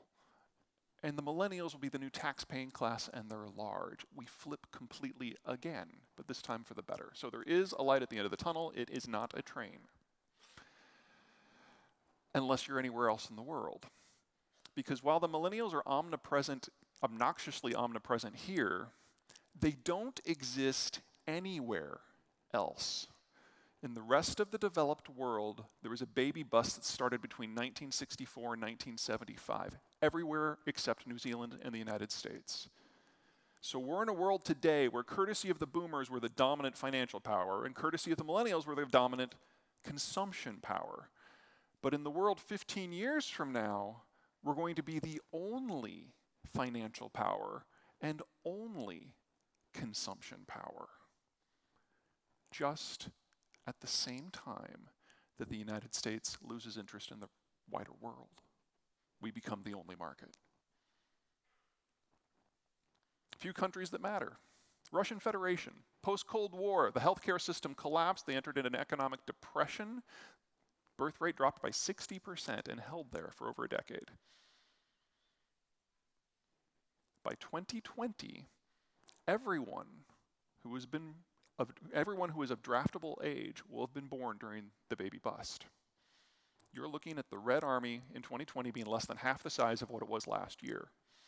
If the Russians are going to use military tactics in an attempt to shape their world, they absolutely have to do it now. And so they are. Italy. In one slide, this is why the European financial crisis will not end well. Consumption is now impossible. They've aged past the point of demographic recovery. You cannot get people who are in their 40s and their 50s to have kids like they're teenagers, not even in Italy. Germany's worse. Now, there's a lot of things that come out of German demographics. First of all, that bulge, those people in the late 40s to early 60s, German engineers in that age group, holy crap, they know how to do everything. The reason that the German economy is doing relatively well right now is that is the export engineer base. They can outbid anyone on quality, and because they're in the same currency zone with Greece, they can outbid anyone on price. Hard to mess that up. But there's a dark side. Not only will all these people be retiring in the next decade, but that bulge is the tax base. This is where the bailout money for the periphery is coming from. It's actually worse than that. Think about what's going on with the German banking sector. I'm sure you've all read a little bit about what's going on with Deutsche Bank and their financial crises. Well, it's because of this. Banks make their money on the differential between the costs of funds and the costs of their loans. People in their 40s and 50s and 60s don't borrow much, so the number of loans has collapsed. The European Central Bank, in an attempt to spark up some general demand, have dropped interest rates to negative, killing the margin on loans. Fewer loans, less margin. You know, the breakdown of the financial sector, the breakdown of the euro, that's not the worst case scenario. That's just the starting case. Because we're now in a system where the Europeans, in just 6 years, have to figure out how to make the EU work without consumption, without exports, without banks, and without money. That'll be a neat trick. People's Republic of China. 25 years after the one-child policy, they're running out of 25-year-olds. The Chinese are not nearly as good at math as they would have us believe. It's actually a lot worse than that. See that blue fringe? That's the surplus male population. You take a patriarchal society, you tell people they can only have one child, female infanticide is very high. There's a 5 to 20% sex imbalance based on which province you're in. That's worse than it sounds. Because when all of the industrialists on the coast realized they were facing labor shortages, they went inland to find new workers, but they only brought back the women. You all know why. You've seen reality TV. 6 chicks, small space, high entertainment. 6 dudes, small space, severed head in the fridge by week's end. It's a security risk. Men and women of childbearing age aren't just separated by socioeconomic status now, they're separated by physical province. This is already a demography more terminal than Italy's. Now, you may have heard that late last year, the Chinese amended their one-child policy, made it two-child policy. Well, riddle me this. How long does it take, those of you with grown kids don't answer, let everyone struggle for this one themselves. How long does it take to grow a 25-year-old?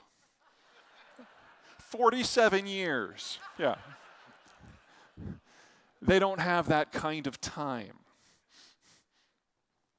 Third, shale. You guys are familiar with energy writ large, so I'm just going to have a couple quick slides here. This is the price structure for full cycle break-even in the energy complexes of the world. The vertical is the full cycle cost per barrel. The horizontal is the volume. So the wider the bar, the more they make. The taller the bar, the more expensive it is. Back in 2012, that light bar on the far left, that's US shale. It was a relatively small contributor to the pie, and it was very, very high cost, about $90 a barrel.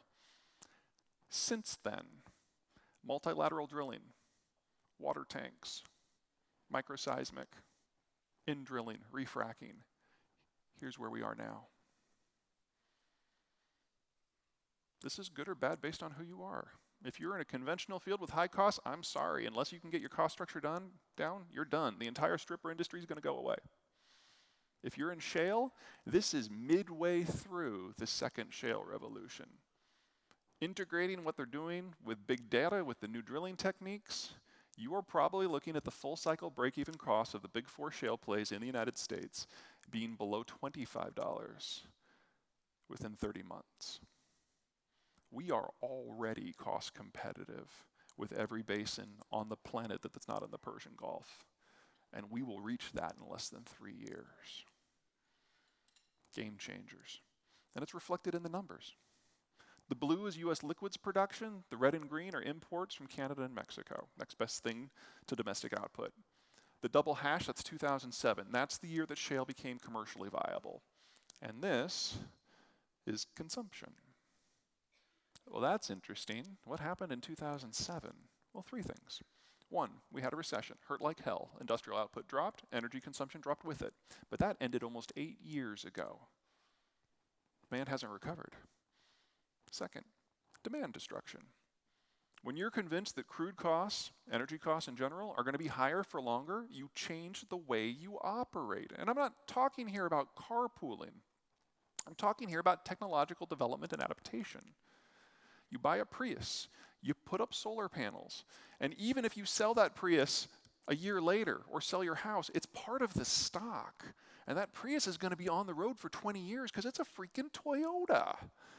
And it will destroy about 150 barrels of crude over its lifetime. I know that doesn't sound like much, but remember, there's 2 million of those suckers on the road. That one technology, hybrid automobiles, has shaved a full percentage point off of total US oil demand. And it's one of thousands that haven't just been developed, but already paid for and implemented that are in the system. Me personally, I was a very good boy in 2014, wrote a book and everything, and Santa Claus brought me a 50-inch widescreen TV. You know how much power it uses if I run it all day, all year? $14. It replaced a system that cost $300 a year. I'm not going back to the old system now that energy prices have dropped. I have destroyed demand for years, if not decades. And then finally, demography. When you're 25, you drive to work, you take your kids to soccer practice. When you're 55, you just drive to work. And when you're 75, you don't drive at all because your damn kids have hidden your damn car keys. Per capita energy demand declines with age. And in 2007, the oldest of the baby boomers retired. That black line is going to be stable to negative for at least the next 15 years. At the same time, that color stack keeps rising because the cost point of shale keeps dropping. Fundamentally new era. The last piece that links the United States to the global system, energy dependency, it has already been broken. Okay, so what does this all do? You move the United States out of the global system, but you don't demilitarize it. And the world suddenly has to start looking after itself, and everyone in the world has a different idea of how that should go. You get conflict. Let's start with the Russians. The deep red on this is the Russian ethnic majority populations. Anything that's tan isn't not populated, it's just not ethnically Russian. Now the problem that the Russians see is on the western periphery of their zone of influence, it's wide open. About 2,000 miles of easily marchable plains. Just ask the Germans, they love to march through this area. The Russians know that they cannot secure their western border now with the military they have, much less in 2020 with the military they're about to have. So in the Russian ideal, they would be able to expand west and south into these 5 geographic gaps, anchoring between ocean and mountain. If they can do that, those 2,000 miles of border shrink to about 500. And those are gaps that they can plug with an army that's half the size that it is today. There's only one problem. They have to conquer all or part of 11 different countries, 5 of which happen to be in NATO and the EU. So it's an issue of timing. The Russians know that if they move too fast, they might trigger an American reaction. But they see the US drawing back. And they know that there's a debate going on in the American defense community. And it's a pretty simple debate.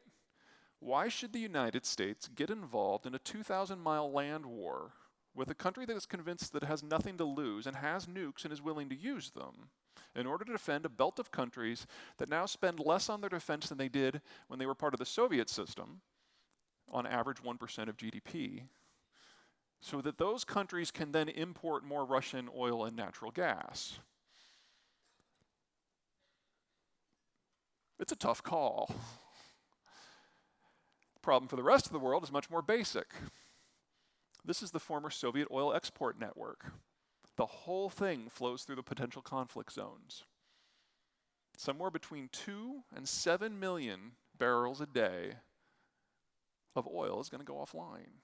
Even at the low end, that's enough to trigger a complete collapse in the global energy network. That's one. Two, Persian Gulf. Now, the primary reason that the Middle East has been so calm for the last 40 years, just marinate in that statement for a moment, is because the United States has kept an aircraft carrier battle group on station in the Persian Gulf at all times to keep the locals from interfering with energy exports. It's all about Bretton Woods. Bretton Woods just isn't about trade, it's about what you need to fuel that trade. So oil from the Persian Gulf supplies the global economic system that powers global trade, that fuels the global alliance, which guarantees American security. But we don't use that alliance anymore. We've never used the trade, and now we don't even need the energy. Every link in the chain of logic that has kept the United States involved in this region has broken in the last 24 months.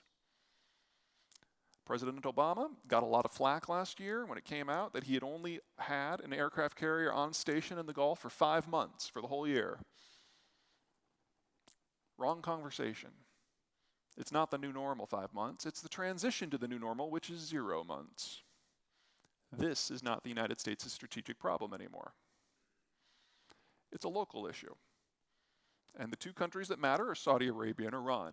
And I could go through a long academic discussion about how these countries are culturally, politically, demographically, religiously, economically, now that shale has removed North America from energy markets, opposed in every way that matters. But that would be really boring.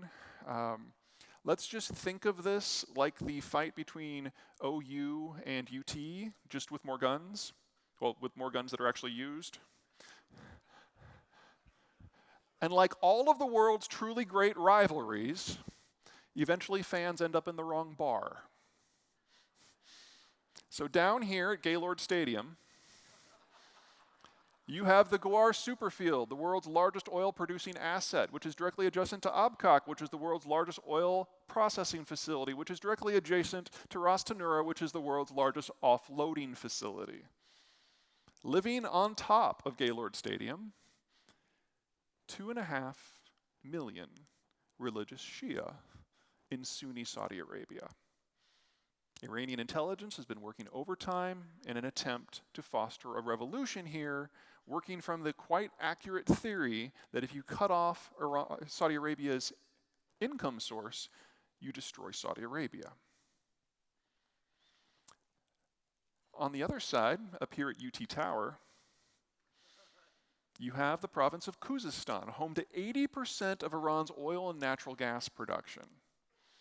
It's also home to 3 million ethnic Arabs in Persian Iran.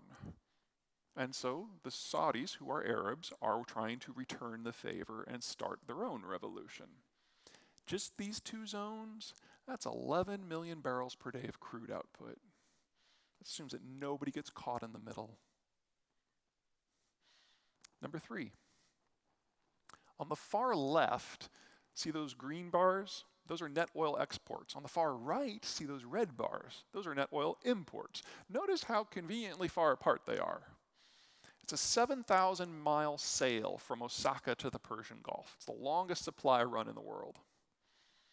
If there is a cutoff in energy output anywhere in the world, Canada, Brazil, Russia, Persian Gulf, the entirety of the shortage has to be sucked up by Northeast Asia because they're the last men in the chain.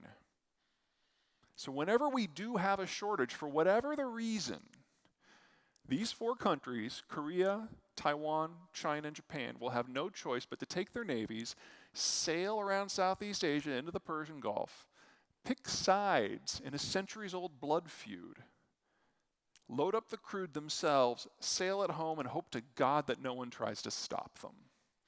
Now, if this were anywhere else in the world, I'd be a little worried. But this is Northeast Asia, and if there's anything we know about the Koreans, the Taiwanese, the Chinese, and the Japanese, it's that they have a centuries-old tradition of brotherly love and cooperation, and nothing could possibly go wrong. But humor me. Let's assume that somebody shoots at a tanker, confiscates it, hijacks it, maybe even sinks it. You get a series of cavalcading events globally. I've identified about 60 so far. We're going to talk about the 9 that are most relevant to OKC. First, you get an oil price split. This is a shipping map. All the reds are the tankers. These are the 3 zones that will have the most active shooting in them.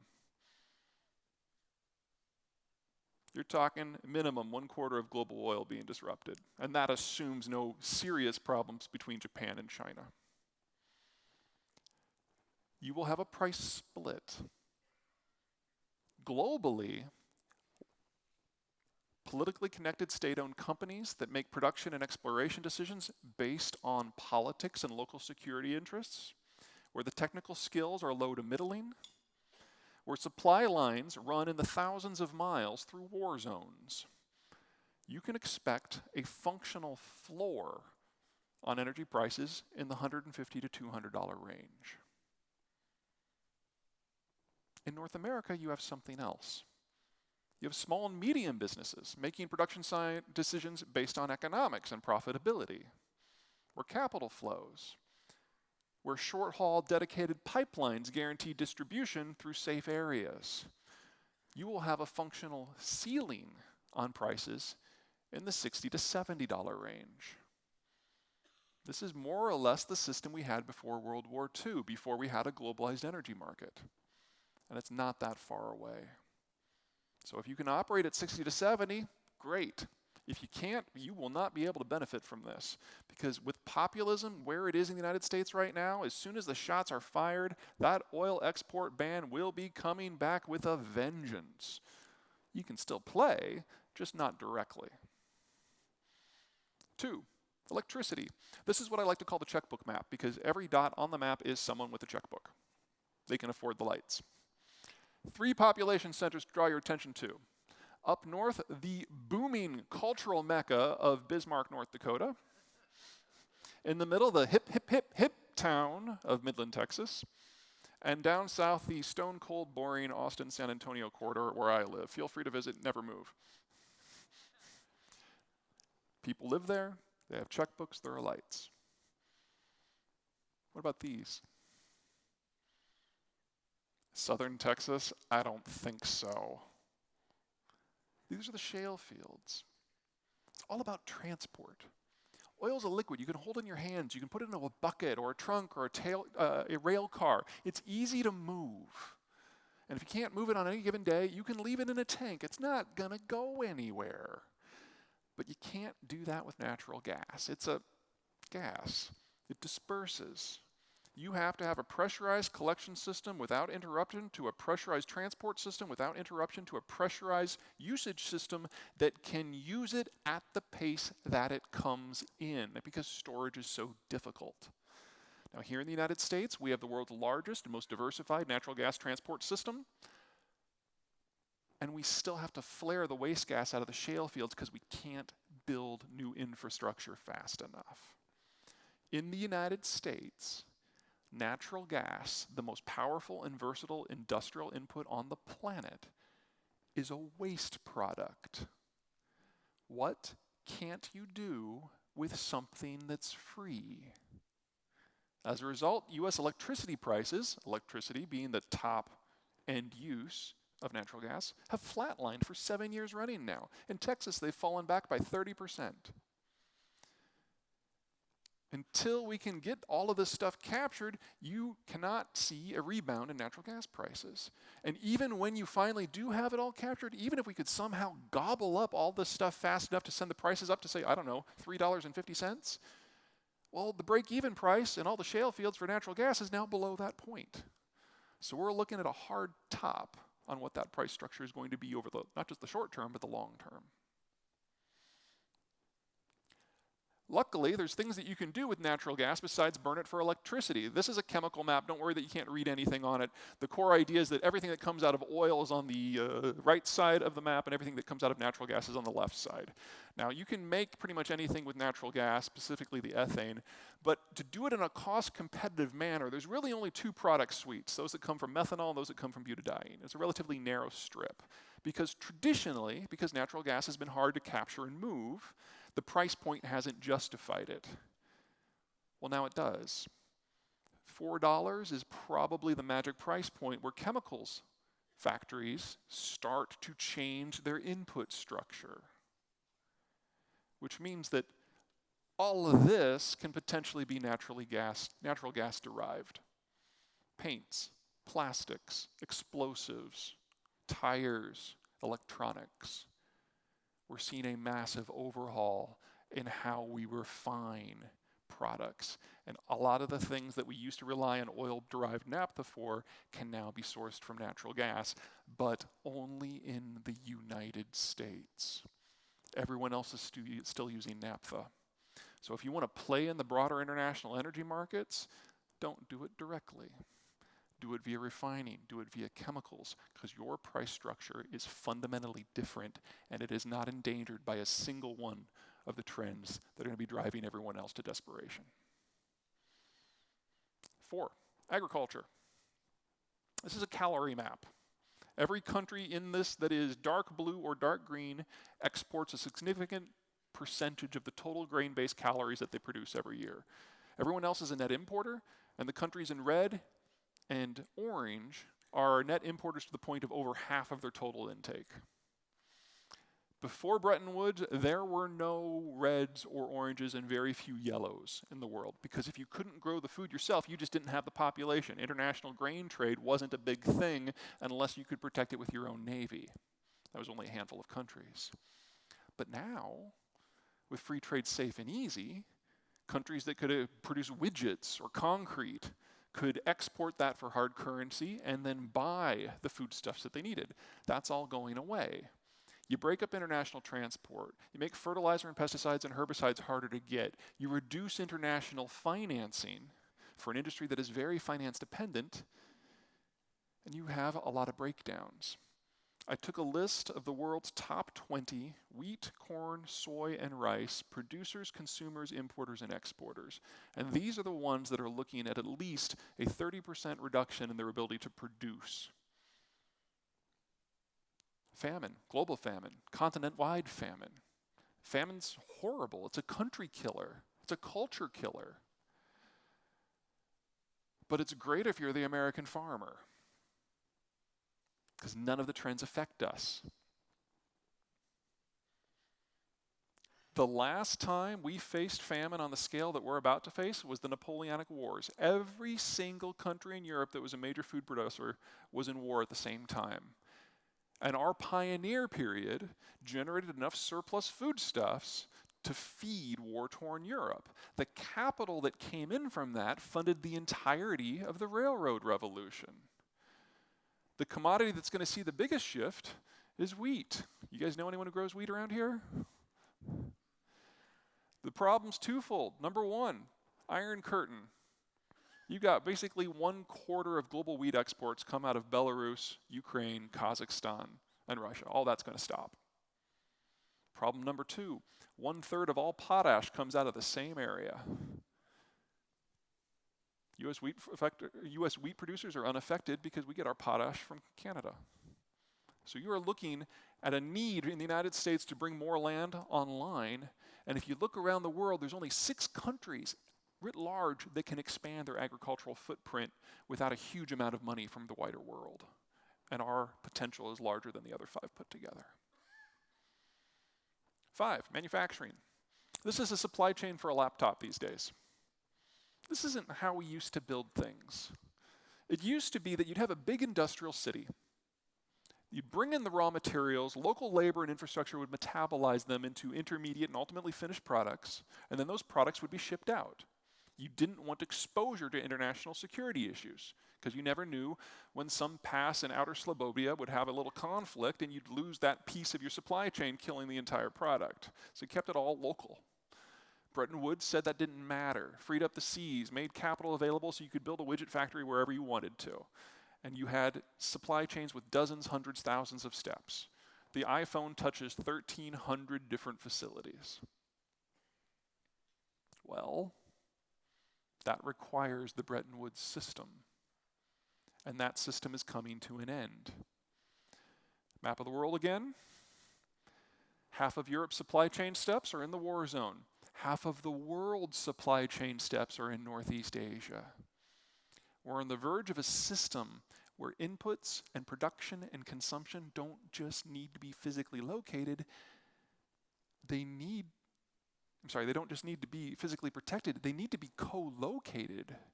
And right now, the only place that happens is North America. Which brings us back to you. Here's your labor pool. The bars in blue are the national, the orange is OKC.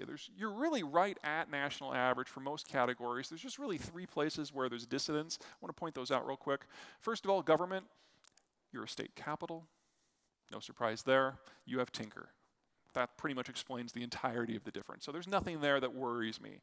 Down here in mining and energy, you're obviously an energy hub. Nothing there that worries me. Now the structure of that's going to change as shale displaces conventional, but honestly, on a per barrel basis, shale is more labor intensive than conventional. So this might still be a net gain for you guys. Here's the one I find odd. Manufacturing. There's a lot of room for improvement there. And I think with the way that international trends are shaping up, it's coming your way. The question is how you want to participate in it. Take a look at down south, the country that has probably made the most out of the late Bretton Woods era. There's a series of things going on in Mexico right now that are making it the fastest growing economy in the world. First, shale, not theirs, ours. The red bars on those maps, that's their pre-existing, pre-shale natural gas distribution system. Well, Mexico needs natural gas, and here it's basically free, so every other line on the map is a pipe that is under construction and will begin operation sometime next year. We have already quadrupled our exports of natural gas to Mexico in the shale era. That number was going to at least double again in the next 3 or 4 years. So the electricity brownouts that Mexico has always struggled with, those are about to become a thing of the past. Second, labor costs. Here are monthly labor costs for a series of Southeast Asian states that I'm pretty bullish on. Here's Mexico, right in the middle, very competitive. There's China. Chinese labor is now twice the cost of Mexican labor at a lower skill point. 5 million jobs have reshored to North America in the last 6 years from China. 2/3 of those ended up in Mexico. Third, demography. They're becoming a market in their own right. And because they're this young, you know there's not going to be a lot of disruption to that labor cost model for the next few years. Fourth, Brexit. If the Canadians have their way, there will not be a bilateral free trade deal between London and Ottawa and then a second one between London and Washington. The Brits will just apply to NAFTA. 65 million first world consumers were joining the world's largest trade bloc. And for the Mexicans, being able to participate in that sort of supply chain system would be amazing. And finally, the drug war is quite possibly the best thing that has happened to Mexico from an economic point of view. I have to spell that out a little bit. People don't primarily invest in Mexico for the local market.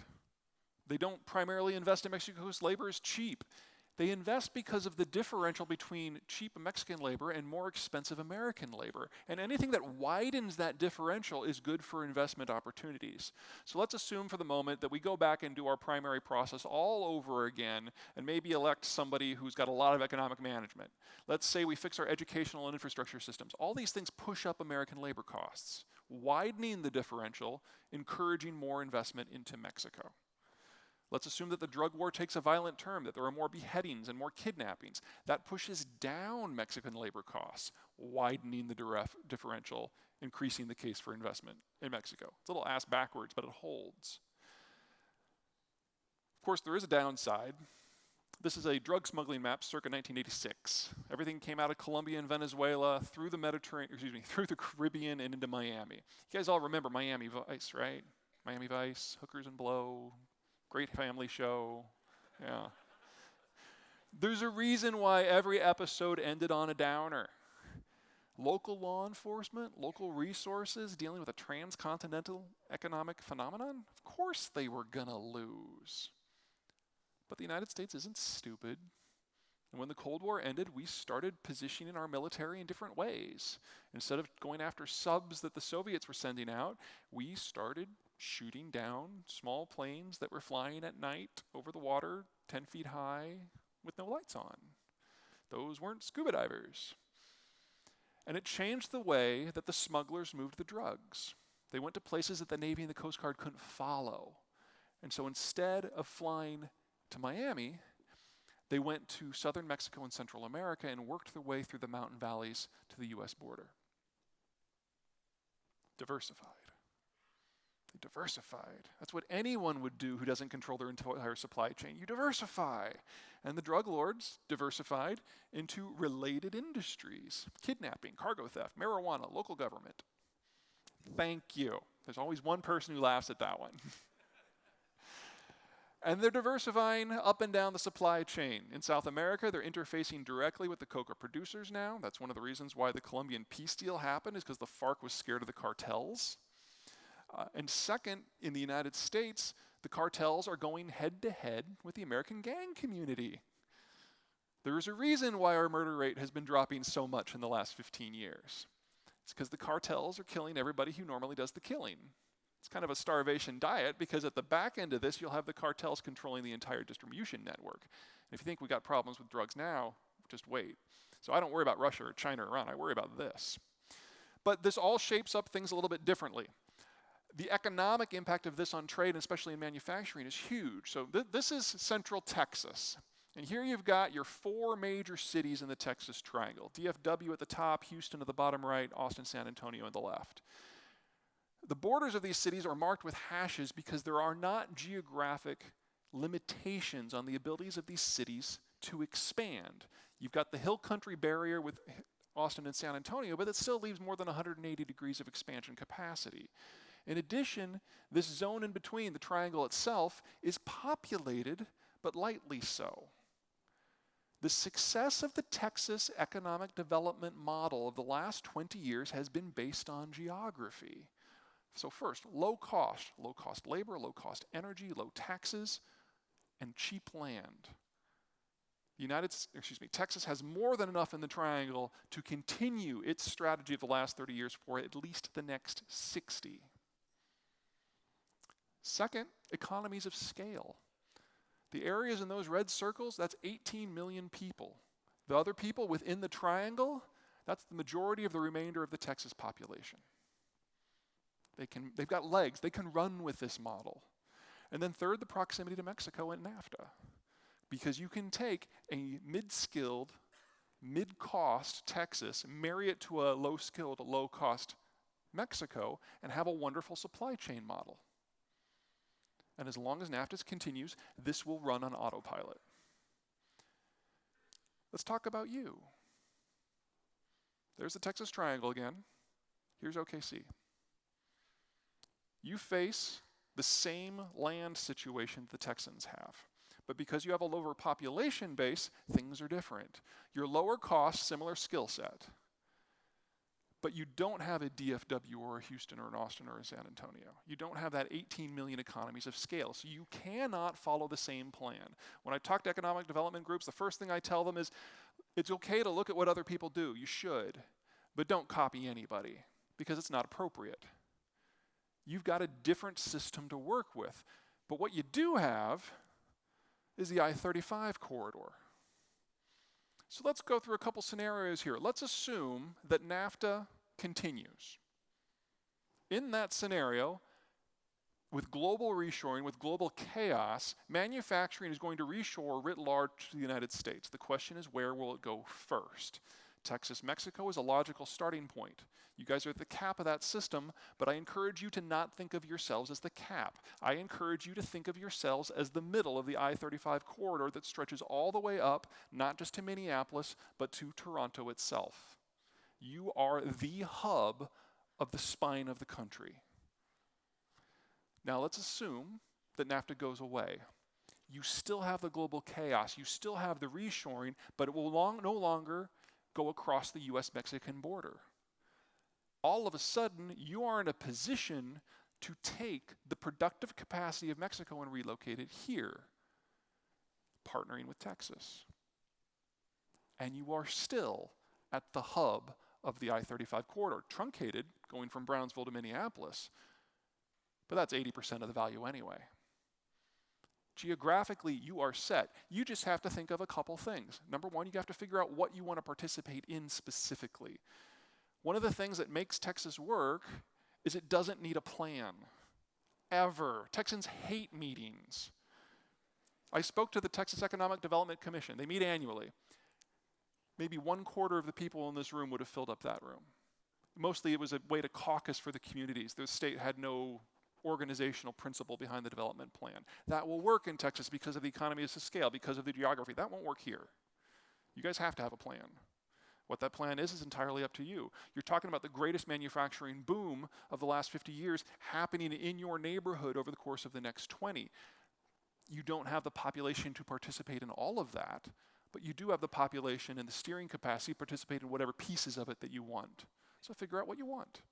I will never tell people not to do STEM, but don't make the mistake that my hometown of Austin made. We've focused on STEM to such a huge degree that we now have labor shortages in everything else. And the cost of living, the inflation rate of Austin is ridiculous. You don't want that here. Technical education is wildly overlooked in most of the country. Don't make that mistake here. Second, the question is, once you figure out what you want, how are you going to pay for it? Well, there's no reason that you have to pay for it yourself, in my opinion. Which brings us to trend 8. The largest Toyota facility in the world is not in Japan. It's in Kentucky. Why? Japan faces demographic collapse. Japan knows that there's a storm coming. Japan knows it wants to be on the right side of currency risk and political risk and currency, political, and security risk. There we go. And so they're forwarded positioning most of their productive capacity out of Japan near sources of demand. The second largest Toyota facility, also in Kentucky. The number 1 state for inbound foreign direct investment is not California. It's not New York. It's Alabama. Why in the South, specifically the Southeast? Politics work differently there. In the Southeast, you get everyone around the same table. Business leaders, political leaders, the utilities board, local labor groups, the tax man. It's very Southern. They get together, they compare notes, they put together a plan, they all get on the same plan with a bunch of bourbon, and they fly to Seoul or Munich. And they put together a plan that comes from everybody at the same time. And it's very attractive. That's not how you guys work here. You are all too earnest. So put on some country, drink some bourbon, have some grits, go to South Carolina, find out how they do it. Now, this would never work in Texas. Texans don't go to meetings. We don't plan. We set the framework and then we go. We have deliberately starved our government of resources and personnel. Our legislature meets for 35 days every other year, whether it's necessary or not. But that means that we can't attract this kind of money. You can. The fact that this many people are in this room is a testament to the fact that you already draw across the community in broad strokes. You just need to think a little bit differently about how you package things and who should be there when you package things. Finally, you don't necessarily have to make it FDI. It can just be cash. This is a financial map. Every dot on there is a major financial center in the world. All of the blues are the global hubs, the greens are the regional hubs, and the yellows are the local hubs. Every single dot that is on this map that is not in the United States had a net transfer of funds to the United States in calendar year of 2015. Based on whose data you're using and how you define net versus gross, somewhere between $800 billion and $2 trillion of foreign money fled into the United States last year. We're in a world where, because of demographics, the availability of capital writ large is steadily shrinking, but global risk is sending waves of capital at irregular intervals into the American system. The question is, how do you capture it? Right now, it's all going into three things. T-bills, very exciting. Residential real estate, and shale bonds. What do the three of these have in common? They all have two of the following three factors that foreigners find very interesting. An official state guarantee, backed by a hard asset, or a dividend stream. The way forward, if you want to tap the greatest capital flow of our lifetimes, is to find an asset that will attract this sort of money. Because this is not smart, sophisticated cash. This is scared, stupid money. If they can get 50% back after 10 years, they consider that a win, because that means they got some of their money out of the country. So, for example, a local government bond backed by a piece of infrastructure. You can make that work. And just the volume that is coming is monumental. Because if you think that last year was big, think of what happens when the euro cracks next. Because the Europeans now know that economic recovery is not in the cards. It's a question of managing the downward spiral. That alone is a $30 trillion market. Okay. Hopefully you're all a little cheered up. I'm going to leave this up for Q&A. This is my global stability map. Countries in blue will rule the future. They cannot mess it up no matter how hard they try. It's theirs to lose. Countries in green, still pretty good. They've got something going for them that's pretty strong, and they're in a pretty good strategic position. Doesn't mean they're going to win every fight, but they're still going to be coming through powerfully. Yellow and brown, that's where things start to break down. The yellows have something important going for them, a unified population, an educated workforce, self-sufficient in food or energy, something, but it's just not enough. And most of the fights that they're going to find themselves in, they are going to lose, but they'll still continue to exist more or less as countries that we understand. Countries in brown, not so much. The countries in brown are utterly dependent upon the shape of the world as it is today, with the Americans guaranteeing the system. And without that system in place, they lack the capacity to impose a long-term replacement even in their own neighborhoods. As for the countries in red, if you don't know their names now, don't bother learning them, because they won't be there in a few years. Okay. You guys have been great. You laughed at every single joke that never happens. I greatly appreciate that. And I'll take whatever questions you have. Oh, thanks.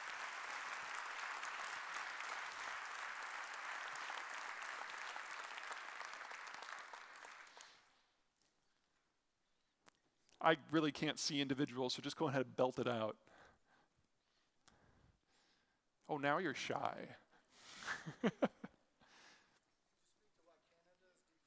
Could I speak to why Canada is degraded? Think of what is going on with the energy sector that I was discussing and what that means to Oklahoma. So it means you have a functional price cap on your oil prices, and it means that your natural gas is selling into a market that is glutted to the point that it's below the cost of production for most fields. That's Alberta. Alberta, even if they get the Keystone Pipeline started on January 21st, it'll still take 2 years to build, and in that time the cost structure for shale will just go down more and more and more. So the future of the Albertan energy sector is difficult. It's difficult to imagine a meaningful revival over the long term. In addition, the demographics of Alberta specifically are opposite the rest of Canada. So Canada is the world's 5th fastest aging society with the 4th most distorted demography, unless you're in Alberta, in which case it looks like the United States. And then there's the final issue that the federal government in Ottawa has not been treating Alberta all that well recently. In fact, when the Trudeau government came in, they decided to fund the entirety of their new spending plans with new taxes on Alberta. because Alberta only has 1/9 of the population of Canada. With democracy, you can make that happen. So the Albertans have been told what their tax rates are going to be for the next 3 years. It's non-negotiable, and it assumes a price recovery in oil to 90. But it's not price-driven, it's numbers-driven. So even without that, they just need to come up with the cash anyway. So you are looking, in the best-case scenario for Alberta, at an economic depression on the scale of what's been going on in Greece for the last 6 years. Probably a lot worse. Secession is legal in Canada. If Alberta were to join the United States, it would give them access to a different tax policy, a different political system, would solve every energy, demographic, financial, labor problem they face.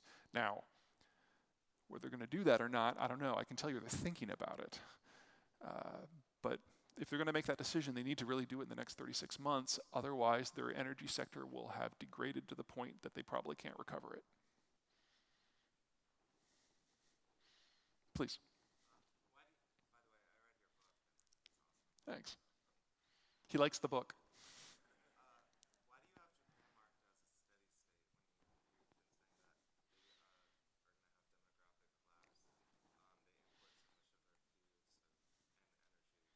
Okay, the question is, why do I have Japan marked in green as a steady state despite the fact that they import most of their food, they're facing demographic collapse, and there's a coming war with China? Well, quite simply, I think they're going to win the war. And then we will have the greater Chinese or Japanese co-prosperity sphere, or whatever they decide to rebrand it this time around. The United States is a major food exporter, as are Australia and New Zealand, so I don't think they're going to be facing food shortages, and their Navy will be powerful enough to impose a new reality in their neighborhood. Never confuse a country that is facing demographic collapse with a country that is done, especially when you're talking about a first world country like Japan or Germany, whose technical skills are the best on the planet. You will have robots doing everything from helping out in nursing homes to hunting submarines. And their ability to adapt is monumental from a technological point of view. Now, does that mean I want to invest in things in Japan? No. This is a country that is becoming statist at best. But that doesn't mean that they're done with history just yet. What are the odds in 10 days that Rhonda Hooper replaces Mr. Rainbolt as the chairman of the Open? I'm going to abstain on that one if you don't mind. I was trying to get the last question. Sir.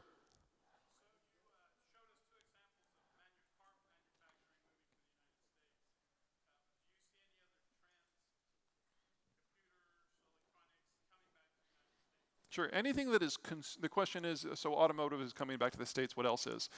Anything that is consumer driven, I think has a future here, because that's across the manufacturing state, and the more complex the supply chain, the easier it is for security and or technology to interrupt it and break it up, and so makes it easier to relocate here. So that's everything from cell phones to computers to white goods.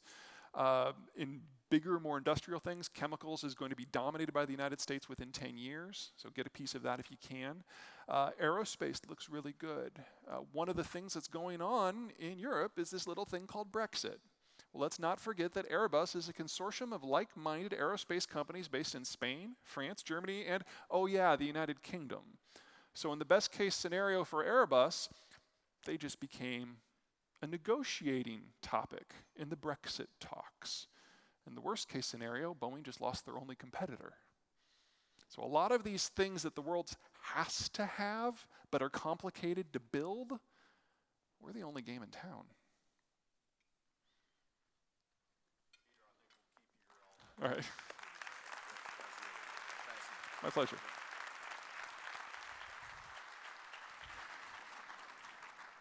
Many things to ponder. That was outstanding, Peter. Thanks for being with us today. Thank you all for coming to the 6th Economic Development Fair, and be here next year. And we've got our annual meeting next week. Be there too. Safe journeys.